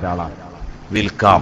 അതാണ് ഇപ്പൊ ഈ വിൽക്കാക്കി കൊടുക്കുന്നു. പക്ഷെ അയാൾ വിൽക്കുന്നത് ആർക്കായിരിക്കണം? മുസ്ലിമിനായിരിക്കണം. അയാൾ വിൽക്കുന്നത് പോലും മുസ്ലിമിനായിരിക്കണം. ഉദഹിയത്തിന്റെ ഇറച്ചി മുസ്ലിമിന് മാത്രമേ കൊടുക്കാവൂ എന്ന് പറയുന്നിടത്ത് ഈ കിട്ടിയ ഫഖീർ പിന്നെ അത് വിൽക്കുമ്പോൾ പോലും അത് മുസ്ലിമിനെ വിൽക്കാൻ പറ്റുള്ളൂ. വിൽക്കാം, വിൽക്കുന്നുണ്ട്. പക്ഷെ ഉദഹിയത്തിന്റെ ഇറച്ചിയാണെന്ന് മാനിക്കണം. അതുകൊണ്ടാണ് അത് അങ്ങനെ തന്നെ ആവണം എന്ന് പറഞ്ഞത്. അവിടെ മുസ്ലിമിന് കൊടുക്കാൻ പറ്റുള്ളൂ എന്ന് പറയുന്നിടത്ത് നമ്മളിത് അവതരിപ്പിക്കുമ്പോഴും, നമ്മളിത് പൊതുവേദിയിൽ അവതരിപ്പിക്കുമ്പോഴും, അതുപോലെ തന്നെ നാട്ടിൽ ഇത് ഈ ഒരു മസാല പ്രചരിക്കുമ്പോഴൊക്കെ ഒരു വലിയ വർഗീയതയുടെ വിത്ത് മുളക്കാൻ ഇത് കാരണമാകരുത്. കൃത്യമായി പറഞ്ഞു കൊടുക്കണം. ഈ ഇബാദത്തിന്റെ ചിട്ടവട്ടം അങ്ങനെയാണ്. ഇത് മുസ്ലിമിനാണ് കൊടുക്കേണ്ടത്. അല്ലാതെ കാഫിറിനൊന്നും കൊടുത്തൂടാ എന്ന് പറയുന്ന മതമല്ല ഇസ്ലാം. അത് പറഞ്ഞു കൊടുക്കണം. കാഫിറിന് സ്വത്ത് കൊടുത്താൽ കൂലിയുണ്ട്. കഷ്ടപ്പെടുന്ന അയൽവാസിയെ സഹായിക്കണം. ഇതൊക്കെ പറഞ്ഞു തന്നെയാണ്, ഇസ്ലാം പഠിപ്പിച്ചത് തന്നെയാണ്. പക്ഷെ എന്താണ് ഈ ഇബാദത്തിന്റെ സ്വഭാവം? അതാണ് ഈ ഇബാദത്തിന്റെ സ്വഭാവം, അതാകുന്നു. ഇപ്പൊ ഉദാഹരണം ഏതുപോലെ, ഇവര് സാധാരണ കറപ്പെടുത്തു കഴിഞ്ഞാൽ നമ്മളെ വീട്ടിൽ നിന്ന് ഭക്ഷണം കഴിക്കില്ല. അപ്പൊ നമ്മൾ അവരോട് പറയാം, നിങ്ങൾ എന്തൊരു ഭീകരവാദികളാണോ, എന്തൊരു വർഗീയവാദാണോ ഇത്, ഞങ്ങളെ വീട്ടിൽ നിന്ന് എന്നും ഭക്ഷണം കഴിക്കണം, നിങ്ങൾ ഇപ്പം ഭക്ഷണം കഴിക്കൂല എന്ന് പറയുന്നത് അതല്ല. അത് അവരുടെ ഇബാദത്തിന്, ആ ഇബാദത്തിന്റെ സ്വഭാവം അതാണ്. അതേ രൂപത്തിലാണ് ഇതിന്റെ അവസ്ഥ എന്ന് പറഞ്ഞു കൊടുത്താൽ മതി. എന്ന് പറഞ്ഞാൽ അവർക്ക് മനസ്സിലാകുന്ന എന്തെങ്കിലും ഒരു ഉദാഹരണം പറഞ്ഞിട്ട് പറഞ്ഞു മനസ്സിലാക്കുക. നമ്മളെ വിഷയം ഇത് മസ്രിഫ് മുസ്ലിമാണ്. അതാണ് മുസ്ലിമിനെ ഇത് കൊടുക്കാൻ പറ്റുള്ളൂ. അഖീഖത്തിന്റെ ഇറച്ചിയോ അങ്ങനെ തന്നെയാണ്. വേവിച്ചു കൊടുക്കാൻ പറ്റുമോ എന്നൊക്കെ സംശയം ഉണ്ടാവും, നിങ്ങൾക്ക് ചോദിക്കാൻ അവസരമുണ്ട്. ഞാൻ പറഞ്ഞു വന്നത്, ഈ ഇങ്ങനെ ഉദഹിയത്തിന്റെ മാംസം വിതരണം ചെയ്യുന്നിടത്ത് സുന്നത്തായ ഉദഹിയത്ത് ഇങ്ങനെ വിതരണം ചെയ്യാൻ മുതലാളിമാർക്ക് കൊടുക്കാം. ഈ മുതലാളിക്ക് പിന്നെ അത് വിൽക്കാൻ പറ്റില്ല. അതേസമയം മുതലാളിക്ക് സ്വതക്ക കൊടുക്കാൻ പറ്റും. മുതലാളിക്ക് ളിയാഫത്ത് നടത്താൻ പറ്റും. എന്ന് പറഞ്ഞാൽ മൂപ്പര വീട്ടിൽ ആരെയും വന്നാൽ അതുകൊണ്ട് സൽക്കരിക്കാൻ പറ്റും. അതിനൊക്കെ ഉള്ള ഒരു അർഹത ഉണ്ട്. അങ്ങനെയൊക്കെ വന്നാൽ പരമാവധി എന്താ വരിക? ഇയാൾക്ക് ഉദഹിയത്ത് അറുത്തവനെ പോലെയുള്ള അവകാശം ഉണ്ടെന്നേ വരുള്ളൂ. അതുകൊണ്ട് ഉദഹിയത്ത് അറുത്തവനെ പോലെയുള്ള അവകാശങ്ങൾ അദ്ദേഹത്തിനുണ്ട് എന്ന് തുഹഫയിൽ പറയുന്നുണ്ട്. അതുകൊണ്ട് ളിയാഫത്ത് നടത്താം, വിരുന്ന് സൽക്കാരം നടത്താം. ഉദഹിയത്തിന് കിട്ടിയ മാംസം കൊണ്ട് തക്കാരം കഴിക്കാൻ പറ്റുമോ? ഒരു ചോദ്യം. അതിൽ മുതലാളിമാരൊക്കെ വരുമല്ലോ ഭക്ഷണം കഴിക്കാൻ. അപ്പൊ അത് പറ്റുമോ പറ്റൂലേ? പറ്റും എന്നതാണ് മസ്അല. ആ മസ്അലയിലാണ് പൂച്ചക്കിട്ട് കൊടുക്കാൻ പറ്റുമോ എന്നുള്ള മസ്അലയും വരുന്നത്. ഇത്ആമുൽ ഗൈർ പറ്റുമെങ്കിൽ ഉദഹിയത്ത് അറുത്തവന് ഇത്ആമുൽ ഗൈർ പറ്റും. ഇത്ആമുൽ ഹിർറത്തി മിൻ ജുംലത്തി ദാലിക്, ഈ ഇത്ആമുൽ ഗൈറിൽപ്പെട്ടതാണ് പൂച്ചക്ക് കൊടുക്കുക എന്ന് പറഞ്ഞത്. അതുകൊണ്ട് അത് പറ്റും എന്നിടത്തേക്കാണ് പണ്ഡിതന്മാരുടെ മസ്അലകൾ എത്തി നിൽക്കുന്നത്. അത് ഫക്കീറിന് എന്തായാലും കൊടുക്കാം, ഉദഹിയത്ത് അറുത്തവനും കൊടുക്കാം. അതുപോലെ തന്നെ ഈ മുതലാളി കിട്ടിയാൽ ളിയാഫത്ത് പറ്റും എന്ന് പറഞ്ഞാൽ അയാൾക്കും പറ്റും. തുഹഫയിൽ പറഞ്ഞതനുസരിച്ച് പറ്റും എന്നുള്ളിടത്താണ്. ആ മുസ്ലിമിനൊക്കെ പറ്റും. ളിയാഫത്ത് മുസ്ലിമിനെ പറ്റുള്ളൂ. അതെ, അതല്ല, അതെ, കറക്റ്റ്. ഇല്ലല്ല, ഇത് ഉദഹിയത്തിന്റെ മാംസാണെന്ന് അറിഞ്ഞുകൊണ്ട് കൊടുക്കാൻ പറ്റില്ല. ഉദഹിയത്തിന്റെ മാംസാണെന്ന് അറിഞ്ഞുകൊണ്ട് കാഫിറിന് കൊടുക്കാൻ പറ്റില്ല. അതെ, പറ്റില്ല. അങ്ങനെ മാനിക്കണം. അറിഞ്ഞുകൊണ്ട്, അറിയാതെ എന്തായാലും വരും. കാരണം ഈ തോലൊക്കെ ആരൊക്കെ കൊണ്ടിട്ടാ വെക്കുക, അല്ല ഇതാണ് നീങ്ങിക്കഴിഞ്ഞാല്. അപ്പോ പിന്നെ ശ്രദ്ധിക്കേണ്ടത്, ഇവിടെ നമ്മൾ പ്രത്യേകം ശ്രദ്ധിക്കണം തോലിന്റെ കാര്യം. തോല് ദാനം ചെയ്യൽ നിർബന്ധമാണ്. തോല് ദാനം ചെയ്യൽ നിർബന്ധമാണ്. ആർക്ക്? നിർബന്ധമായ ഉദഹിയത്താണെങ്കിൽ. സുന്നത്താണെങ്കിൽ തോല് ദാനം ചെയ്യൽ സുന്നത്തുമാണ്. അല്ലെങ്കിൽ അവന് സ്വന്തം ഉപയോഗിക്കാം. ആ മസലയുള്ളൂ. സ്വന്തം ഉപയോഗിക്കാം, അല്ലെങ്കിൽ ദാനം ചെയ്യണം. അപ്പൊ സ്വന്തം ഉപയോഗിക്കാൻ എളുപ്പം നമ്മളോടല്ല. അപ്പൊ അതുകൊണ്ട് ദാനം ചെയ്യാം. ഹഖീഖത്താണെങ്കിലും അങ്ങനെ തന്നെ. ഇവിടെ ഇപ്പൊ സാധാരണ നടക്കുന്ന ഒരു സംഗതി, 26 മൃഗങ്ങളെ ഒരു മഹല്ല, എന്നിട്ട് അതിന്റെ തോല് മുഴുവനും വിറ്റിട്ട് പള്ളിക്ക് എടുക്കുകയാണ്. അവര് ചെയ്യുന്നത് അങ്ങനെയാണ്. അവരോട് പറഞ്ഞത്രേ, ഇങ്ങനെ ക്ലാസ് എന്ന് പറഞ്ഞിട്ടുണ്ട്, നമ്മളൊരു പ്രവർത്തകൻ പറഞ്ഞു, അതുകൊണ്ട് മഹല്ല് ജമാഅത്തിനോട് പറഞ്ഞു ഇത് നിങ്ങൾ ചെയ്യരുത്, ഇത് ഹലാലാക്കണം, ഈ രൂപം സ്വീകരിക്കരുത്. അപ്പൊ ഇവര് പറഞ്ഞു നമ്മള് 10-30 കൊല്ലായി ഇത് നടത്താൻ പറഞ്ഞു. അന്നാരും ഇത് പറഞ്ഞിട്ടില്ല. ഇതിപ്പോ ഒരു പുതിയ മസല ഇറങ്ങിയതാണ്. തോല് വിറ്റിട്ട് പള്ളിക്ക് മദ്രസക്ക് എടുക്കുന്നതിന് കുഴപ്പമൊന്നുമില്ല. ഞാൻ കേട്ടോളൂ, റസൂലുള്ളാഹി സ്വല്ലല്ലാഹു അലൈഹി വസല്ലം തങ്ങൾ നേരിട്ട് പറഞ്ഞു, മൻ ബാഅ ജിൽദ ഉദ്ഹിയതിഹി ഫലാ ഉദ്ഹിയത ലഹു. ഇബ്നു ഹജർ റളിയല്ലാഹു അൻഹു തുഹ്ഫയിൽ ഈ ഹദീസ് തന്നെ ഉദ്ധരിക്കുന്നു. മൻ ബാഅ ജിൽദ ഉദ്ഹിയതിഹി, ഒരാൾ അയാളുടെ ഉദ്ഹിയത്തിന്റെ തോല് വിറ്റാൽ, ഉദ്ഹിയത്തിന്റെ തോല് ഒരാൾ വിറ്റാൽ ഫലാ ഉദ്ഹിയത ലഹു, അയാൾക്ക് ഉദ്ഹിയത്ത് അർത്ഥ കൂലി കിട്ടൂല, അയാൾക്ക് ഉദ്ഹിയത്തില്ല. ശഫീഉനാ റസൂലുള്ളാഹി. ഉടമാവകാശമില്ലാത്ത സാധനം എങ്ങനെയാ വിൽക്കുക? അത് വിൽക്കാൻ കഴിയും. അതെ, അതേമാതിരി തന്നെയാണ് തോല്, കൊമ്പ്, എല്ല് ഒക്കെ അതേ ഹുക്മ. അപ്പൊ എന്ത് ചെയ്യണം ഈ വിഷയത്തിൽ? തോലിന്റെ കാര്യത്തില് ആണിപ്പോ വിൽപ്പന നടക്കുക. ഈ വിൽപ്പനയിൽ നമ്മൾ ചെയ്യേണ്ടത്, അത് പണിക്കാരന് കൂലിയാക്കുന്ന ഒരു പരിപാടി, അതും പറ്റൂല, പണിക്കാരന് കൂലിയാക്കാൻ പറ്റൂല. എന്നാൽ അവിടെ ചെറിയൊരു ചർച്ച ഇങ്ങനെ കാണാം കിതാബിൽ. ഒരു പണിക്കാരനെ വിളിച്ചു, അയാൾ ഫക്കീറാണ് അല്ലെ മിസ്കീനാണ്. ഫക്കീറോ മിസ്കീനോ ആയ പണിക്കാരനെ വിളിച്ചു, അറബ് പണിക്കാരൻ. അയാൾ ഇതൊക്കെ പണിയെടുത്ത് കഴിഞ്ഞ് നമ്മൾ ഈ തോല് അയാൾക്ക് ദാനായിട്ടുണ്ട്, ഇത് നിങ്ങൾ കൊണ്ടേക്കോളിയർ. എന്നിട്ട് പിന്നെ കൂലി കൊടുക്കാൻ നേരത്തെ അയാൾ പറഞ്ഞു, കൂലി നീ വേണ്ട, ഉദ്ഹിയത്തിന്റെ മൃഗത്തെ അറുത്ത് അത് വയ്യാക്കാൻ വേണ്ടിയല്ലേ എന്നെ വിളിച്ചത്, അതിന് നിങ്ങൾ കൂലി തരണ്ടെന്ന് പറഞ്ഞു. അയാളുടേത് ഫ്രീ ആക്കി ഈ തോല് അങ്ങോട്ട് കൊടുത്തു. എങ്കിൽ പറ്റുമോ പറ്റൂല എന്നൊരു ചർച്ച. അതിൽ പറ്റുന്നാണ് ഫഖഹാവ് മറുപടി പറഞ്ഞത്. എപ്പോ? അഡ്ജസ്റ്റ്മെന്റ് ഇല്ലെങ്കിൽ. അത് പ്രത്യേകം പറയേണ്ടതാണ്. അഡ്ജസ്റ്റ്മെന്റ് ഇല്ലെങ്കിൽ അത് തീർത്തു യാദൃച്ഛികമാണെങ്കിൽ ഓക്കെ. നേരെ മറിച്ച് നമ്മളിങ്ങനെ പറയട്ടോ, അപ്പൊ ഈ ഇങ്ങനെ പറയണട്ടോ, ഇത് ഈ പരിപാടി അതെ പറയാ. എന്നാല് അങ്ങനെ നമ്മളിത് കൊടുത്താൽ അയാൾ അങ്ങനെ പറയുന്നത് നമുക്കറിയാം. എന്നാ കൊടുക്കാൻ പറ്റുന്നതാണ്. പക്ഷെ അയാളോട് ഒരു കാരണവശാലും ഡിമാൻഡ് വെക്കാൻ പറ്റില്ല. ഇനി കൊടുത്തു അയാൾ തരുന്നില്ലെങ്കിൽ അയാളെ പിന്നാലെ കൂടാനും പറ്റില്ല. കാരണം മുതൽ അയാളുടെ മദ്രസക്ക് വരുത്താൻ നമ്മൾ പലപ്പോഴും എടുക്കുന്ന പണിയാണ്. ഒരാളെ വിളിച്ചിട്ട് എന്ത് ചെയ്യും? ദാനം കൊടുക്കും. എന്നിട്ട് അയാൾ അത് വിളിച്ചിട്ട് ഇതൊക്കെ പാടെ എനിക്ക് ഞാൻ കൊണ്ടുപോകണം, എന്താ അപ്പൊ മദ്രസ വലിയ ക്ഷീണത്തിലാണ്, അപ്പൊ മദ്രസയ്ക്ക് കൊടുക്കട്ടെ. അതിനൊരു കുഴപ്പമില്ല, അത് നല്ലതാണ്, അത് നല്ല പരിപാടിയാണ്. അയാൾക്ക് ആ സാധുവിന് മദ്രസയ്ക്ക് ദാനം ചെയ്യാൻ ഒരു അവസരം നമ്മൾ ഉണ്ടാക്കി കൊടുക്കുകയാണ്, അതിനൊരു കുഴപ്പമില്ല. അതേസമയം അയാളോട് കണ്ടീഷൻ വെക്കാൻ പാടില്ല. അപ്പൊ എന്ത് ചെയ്യും? ഇത് പുറത്ത് പോകാതിരിക്കാൻ വേണ്ടി സെക്രട്ടറിക്ക് തന്നെ കൊടുക്കും. അങ്ങനെ പല സ്ഥലത്ത് മദ്രസന്റെ സെക്രട്ടറിക്ക് തന്നെയാണ് കൊടുക്കുക. എന്നാ പിന്നെ മുമ്പരയിൽ ബോധമുള്ള ആളാ തിരിച്ചു തന്നോളൂ എന്ന് കരുതി. ഇയാള് ചിലപ്പോ ഖനീന്റെ കൂട്ടത്തിൽപ്പെട്ട ആയിരിക്കും. അപ്പൊ അത് ശരിയാവില്ല. ഫക്കീറാണെങ്കിൽ പറ്റും, അയാൾ തിരിച്ചു തരികയാണെങ്കിൽ പറ്റും, ഡിമാൻഡ് വെക്കരുത്. അപ്പൊ നമ്മളവിടെ ഏറ്റവും നല്ല പണി എന്താന്ന് വെച്ചാൽ, ഇപ്പൊ നിന്നോട് ഈ മസലയിൽ ഞാൻ രാവിലെ കുറ്റിക്കാട്ട് ഒരു ക്ലാസ് എടുത്തപ്പോ ഒരാൾ ചോദിച്ചു, ഇപ്പൊ ഇത് നമ്മളാണ്ട് വിറ്റിട്ട് ആ പൈസ സാധുക്കക്കാട് കൊടുത്താൽ പോരാന്ന്. കാരണം എന്താ? വിൽക്കണമെങ്കിൽ ആ സാധനത്തിൽ മിൽക്ക് വേണം, ഉടമാവകാശം ഇല്ലാത്ത സാധനം വിൽക്കാൻ പറ്റൂല. എന്നാലും നമ്മൾ വിൽക്കണ്ട, നമ്മള് കച്ചവടക്കാരനായിട്ട് ഏൽപ്പിച്ചു, ഇറച്ചി പണിക്കാരനെ, ഇത് ഈ വിറ്റാളാ, വിറ്റിട്ട് അതിന്റെ പൈസ തന്നാണ്ടി എന്ന് പറഞ്ഞു. അത് വിൽക്കാൻ ഏൽപ്പിക്കണമെങ്കിലും വിൽക്കുക, ഉടമാവകാശം വേണം. അപ്പൊ അതിനും മാർഗമല്ല. പിന്നെ എന്താ കാണിക്കുക? ഉദ്ഹിയത്തിന്റെ അവിടെ പലരും ഉണ്ടാവും സാധുക്കള്, അത് കൊടുക്കാൻ പറ്റുമോ ഓൽക്കാണ് കൊടുക്കാം. എന്നിട്ട് ഓല് പിന്നെ പള്ളിക്കോ മദ്രസക്കോ ഓല് കൊണ്ടുപോകും, എന്തും ആവാം, അതിനൊന്നും കുഴപ്പമില്ല. പക്ഷെ ഈ അക്കീക്കത്തിനൊന്നും സാധാരണ നമ്മളെ നാട്ടിൽ വളരെ പ്രയാസപ്പെട്ട ഒരാൾക്ക് നമ്മളത് കൊടുക്കണം എന്ന് ഉദ്ദേശിക്കുന്നുണ്ട്. അദ്ദേഹം പറഞ്ഞു, ഒരു മാഷാണ്, അദ്ദേഹത്തിനോട് പറഞ്ഞു എന്റെ കുട്ടിക്ക് അത് കൊടുക്കണം എന്ന് ഞാൻ പറഞ്ഞു. അല്ല, എന്റെ നാട്ടിൽ വളരെ കഷ്ടപ്പെട്ട ഒരാൾക്ക് കൊടുക്കണം ഞാൻ ഉദ്ദേശിച്ചു. എന്നാൽ ഇത് ഇങ്ങോട്ട് കൊണ്ടുവരാൻ ഒരു മാർഗം കിട്ടുന്നില്ലല്ലോ. കാരണം ഈ തോല് കൊണ്ടുവന്നിട്ട് ഇയാൾക്ക് കൊടുക്കാൻ കഴിയൂല, അവിടുന്ന് കെട്ടിക്കൊണ്ടെന്ന് കൊടുക്കണ്ടേ, അത് കഴിയൂല. അപ്പൊ എന്താ മാർഗം? ഞാൻ പറഞ്ഞു, ഇയാളെ ഫോണിൽ വിളിക്കണം, ഇയാളെ ഫോണിൽ വിളിച്ചിട്ട് പറയണം എന്റെ തോല് നിങ്ങൾക്ക് തന്നിരിക്കുന്നു.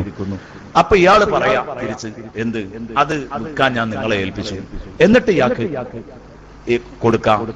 കൊടുത്തതിന്റെ ശേഷം ആ പൈസ വാങ്ങിയിട്ട് കുഴപ്പമില്ലല്ലോ. വക്കാലത്താക്കാൻ അധികാരമുള്ള ആളാ വക്കാലത്താക്കിയത്. അത് ഉദ്ഹിയത്തിനും പറ്റും, ഇതേ രൂപ ഉദ്ഹിയത്തിനും പറ്റും, ഈ രൂപ ഉദ്ഹിയത്തിനും പറ്റും. അല്ലെങ്കിൽ ഒരാളെ വിളിച്ചു, ഉദ്ഹിയത്തിന്റെ അവിടെയൊക്കെ ഇപ്പൊ 2-3 ആള് സാധുക്കളെ നമ്മളെ ഈ പരിപാടി തന്നെ ഉണ്ടാവും, അവർക്കാട് കൊടുത്താൽ മതി, അവരെന്താ കാണിക്കുന്നെങ്കിൽ കാണിച്ചോട്ടെ എന്ന് വെച്ചാൽ. പ്രയാസമൊന്നുമില്ല. ഏതായാലും ഞാൻ പറയുന്നത് നേർക്ക് നേരെ തോല് വിൽക്കുക എന്നുള്ള പരിപാടി ഒരിക്കലും നമ്മൾ ചെയ്യരുത്. കാരണം മുത്തുനബി സ്വല്ലല്ലാഹു അലൈഹി വസല്ലമ തങ്ങൾ ഇതിനെ ശക്തമായി വിലക്കിയിട്ടുണ്ട് എന്ന കാര്യം തന്നെ നമ്മൾ ഓർക്കണം. സമയം ഒരുപാട് വൈകില്ലേ, ഇനിയും നീണ്ടുപോയാൽ ബുദ്ധിമുട്ടാണ്. മസാലകൾ എവിടെ എത്തിയിട്ടില്ല. ഞാൻ ഒരൊറ്റ കാര്യവും കൂടെ പറഞ്ഞിട്ട് നിർത്താം. ഇത് സംബന്ധമായിട്ട് ഒറ്റ മസാലയും കൂടെ, എന്നിട്ട് പിന്നെ നിങ്ങൾക്ക് ചോദ്യം ചോദിക്കാൻ അവസരമില്ലാഞ്ഞാലും മോശമാണല്ലോ. അപ്പൊ ചോദ്യം ചോദിക്കാൻ ഒരു അവസരം നിങ്ങൾക്ക് തരികയും ചെയ്യാം. നിങ്ങൾ പ്രത്യേകിച്ച് ശ്രദ്ധിക്കേണ്ട ഒരു വിഷയമാണ്, ഉളുഹിയ്യത്തിന്റെ മാംസം നഖൽ ചെയ്യാൻ പറ്റുമോ? ഇത് വലിയ വിവാദം ഉണ്ടായൊരു മസലയാണ്. ഉളുഹിയ്യത്തിന്റെ മാംസം മഹല്ല് വിട്ട് നീക്കം ചെയ്യാൻ പറ്റുമോ? എല്ലാ കിതാബുകളിലും കാണും എല്ലാ കിതാബിലുള്ള ഉളുഹിയ്യത്തിന്റെ മാംസം നഖൽ ചെയ്യൽ ഹറാമാണ്. അപ്പൊ അർത്ഥ മഹല്ലെന്ന് വിടാൻ പറ്റൂലേ ഇങ്ങനെ ഒരു ചർച്ച ഉണ്ടാവും. അത് കൃത്യമായിട്ട് കിതാബുകളിലൊക്കെ അതിന്റെ ഉദ്ദേശം എന്താന്ന് പറഞ്ഞിട്ടുണ്ട്. എല്ലാ കിതാബുകളിലും കൃത്യമായിട്ട് അതുകൊണ്ട് എന്താണ് ഉദ്ദേശിക്കുന്നത് എന്ന് പറഞ്ഞിട്ടുണ്ട്. കഴിഞ്ഞ കൊല്ലം എന്റെ നാട്ടിൽ ഇങ്ങനെ ഒരു വിവാദം ഉണ്ടായിരുന്നു. ഉളുഹിയ്യത്തിന്റെ മാംസം നീക്കം ചെയ്യാൻ പറ്റുമോ? എന്നോട് ചോദിച്ചു. ഞാൻ പറഞ്ഞു പറ്റും. സുന്നത്തായ ഉളുഹിയ്യത്താണെങ്കിൽ ഒരു പൊതിയെ എന്ന് കൊടുക്കലും നിർബന്ധമുണ്ട്. അത് നാട്ടിലെ ഫക്കീറിനോ മിസ്കീനോ കൊടുക്കണം. അത് കഴിഞ്ഞാൽ പിന്നെ നീക്കം ചെയ്യുന്നതിന് കുഴപ്പമില്ല. ഇവിടെ ഇപ്പൊ ചോദ്യത്തിന്റെ മർമ്മം എന്താണെന്നറിയോ? ഒരു ഉമ്മ ഉളുഹിയ്യത്ത് അർപ്പിച്ചു. ആ ഉമ്മക്ക് ഒരു 4 മക്കൾ കെട്ടിച്ചതുണ്ട്. ആ കെട്ടിച്ച മക്കളെ വീട്ടിൽ 4 പൊതി പോകാൻ പറ്റുമോ ആ ചോദ്യത്തിന്റെ മർമ്മം. അതിന് പാടില്ല എന്ന് പറയാൻ ഫിഖ് അനുസരിച്ച് ഒരു വകുപ്പില്ല. കാരണം ഒരു പൊതി നാട്ടിൽ കൊടുത്താൽ ബാക്കിയുള്ളത് മുഴുവൻ നാട് വിട്ടുപോയാലും പറ്റും എന്നാണ് പണ്ഡിതന്മാര് കൃത്യമായി പറഞ്ഞിരിക്കുന്നത്. അതിന്റെ ഉദ്ദേശം അതാണ് എന്ന് തന്നെ പറഞ്ഞിട്ടുണ്ട്. ഞാനിപ്പോ ഇബാറത്തുകൾ വായിക്കുന്നില്ല, അത്യാവശ്യമുണ്ട് എന്ന് എനിക്ക് തോന്നുന്നില്ല. അതുകൊണ്ടാണ് ഈ ആനത്തുങ്ങൾ അവിടെ നോക്കിയാൽ ഒരു സംഗതി പ്രത്യേകിച്ച് കാണാൻ കഴിയും. അതെ, സൈനി ദഹ്ലാൻ ഈ വിഷയത്തിൽ ഫത്വ കൊടുത്തിട്ടുണ്ട്. മക്കയിലെ ഏറ്റവും പ്രശസ്തനായ ഷാഫി മദ്ഹബിലെ പണ്ഡിതനാണ് സൈനി ദഹ്ലാൻ. അവരുടെ ഫത്വ ഈ വിഷയത്തിൽ ഉണ്ട് എന്ന് പറയുന്നുണ്ട്, നഖ്ലുൽ ഉളുഹിയ്യത്തുമായിട്ട് ബന്ധപ്പെട്ട്. അത് കൃത്യമായിട്ട് ഇങ്ങനെയാണ് പറഞ്ഞിരിക്കുന്നത്. അഥവാ ഖദറും വാജിബ്, നിർബന്ധമായും വിതരണം ചെയ്യേണ്ട ഖദർ, അത് ഏതാണ്? നിസ്സാരമല്ലാത്ത ഒരു ഭാഗം എന്ന് പറഞ്ഞാൽ 500 ഇറച്ചി ആ നാട്ടിൽ കൊടുത്തു കഴിഞ്ഞാൽ അതേ നിർബന്ധമുള്ളൂ. അത് കഴിഞ്ഞാൽ പിന്നെ സുന്നത്തായിട്ട് ഇയാൾ ദാനം ചെയ്യേണ്ടത് മഹല്ല് വിട്ടു പോയാലും കുഴപ്പമില്ല എന്നതാണ്. എന്നിട്ട് ഇത് സംബന്ധമായിട്ട് വേറെ ഒരാളോട് ചോദിച്ചു. അദ്ദേഹം പറഞ്ഞു അല്ല, ഒരു കഷ്ണവും നീക്കം ചെയ്യാൻ പാടില്ല. പിന്നെ ഈ ചോദിച്ച ആള് സ്വാഭാവികമായിട്ട് അദ്ദേഹം നല്ലൊരു മനുഷ്യനാണ്, എല്ലാരോടും ചോദിച്ച അന്വേഷിച്ചുകൊണ്ടേയിരിക്കും. അപ്പൊ കാണുന്നവരൊക്കെ ചോദിച്ചു, എല്ലാവരും പറഞ്ഞു പറ്റും, ഒരാൾ മാത്രം പറ്റൂല എന്ന് പറഞ്ഞു. അപ്പൊ ഇങ്ങനെയായപ്പോ അദ്ദേഹം ഉറപ്പിച്ചത് ഇങ്ങനെ തന്നെയാണുള്ളത്, പറ്റും തന്നെ. പിന്നെ നേരിട്ട് ഈ പറ്റൂല എന്ന് പറഞ്ഞ ആളെ കണ്ടിട്ട് അദ്ദേഹം പറഞ്ഞത്രേ, ആ താത്തൊരു ഉദയ്യത്തർത്തിട്ട് ആ താത്താന്റെ 4 പെൺകുട്ടിയേക്ക് ഒരു പൊതി ഇറച്ചി കിട്ടുന്നതിന് തടസ്സമായത് നിങ്ങളെ ഫത്വയാണ്. അപ്പൊ എന്നോട് അടുത്ത് പറഞ്ഞു, ഞാൻ അങ്ങനെ തന്നെ പറഞ്ഞു അയാളെ മൂത്ത് നോക്കി, നിങ്ങളെ ഫത്വ കൊണ്ടേ ഐറ്റങ്ങൾക്ക് 1 കിലോ ഇറച്ചിട്ടില്ല. ലോകത്തുള്ള മുഴുവൻ മൂല്യന്മാരും പറഞ്ഞു പറ്റും. സുന്നത്തായ സദഖയാണെങ്കിൽ ഉളുഹിയ്യത്താണെങ്കിൽ നഖ്ല് ചെയ്യാൻ പറ്റുന്ന എല്ലാവരും പറയുന്നത്. നിങ്ങൾ ഒറ്റ ഫത്വ കൊണ്ടാണ്, നിങ്ങളെ വിശ്വസിച്ചുകൊണ്ട് ഇത് നീക്കം ചെയ്യാൻ പാടില്ല എന്ന് നമ്മൾ മനസ്സിലാക്കി. ഒരു ഉമ്മ ഉളുഹിയ്യത്ത് അറുത്തിട്ട് മക്കൾക്കൊരു പൊതി ഇറച്ചിട്ട് അയാളെ അതിന്റെ മട്ടം പോലെ പറഞ്ഞു എന്ന് പറഞ്ഞാൽ അത് ശരിക്കും മനസ്സ് തട്ടും. അപ്പൊ അതിന് ഉത്തരവാദി നിങ്ങളാണ്. ഏതായാലും ഇങ്ങനെ ഒരു ചർച്ച ഉണ്ടായി എന്ന് കേട്ടപ്പോ അതിനെക്കുറിച്ച് ഒരു സാധാരണക്കാരൻ പ്രതികരിച്ചത് തമാശയിലായിരുന്നു.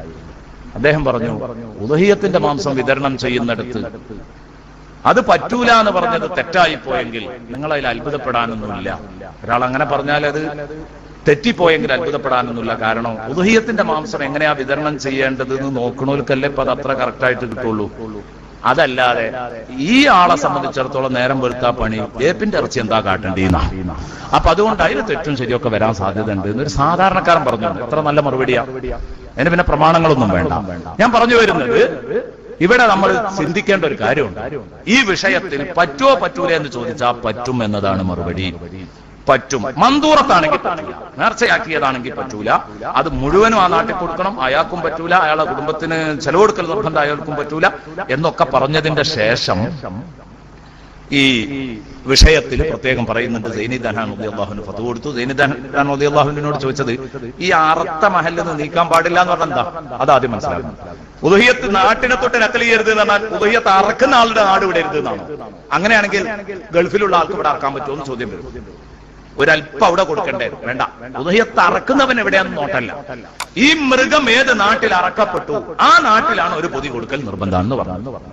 അറവ് കഴിയുന്നതിന് മുമ്പ് മൃഗത്തെ ഇവിടെ ഇപ്പോ 40 എണ്ണം, അങ്ങേ പുറത്ത് ഒരു മൃഗേ ഉള്ളൂ, എന്നാ ഒന്ന് അങ്ങോട്ട് കൊടുക്കുക എന്ന് കരുതിയിട്ട് മൃഗത്തെ അങ്ങനെ തന്നെ നക്കൽ ചെയ്താലോ പറ്റും.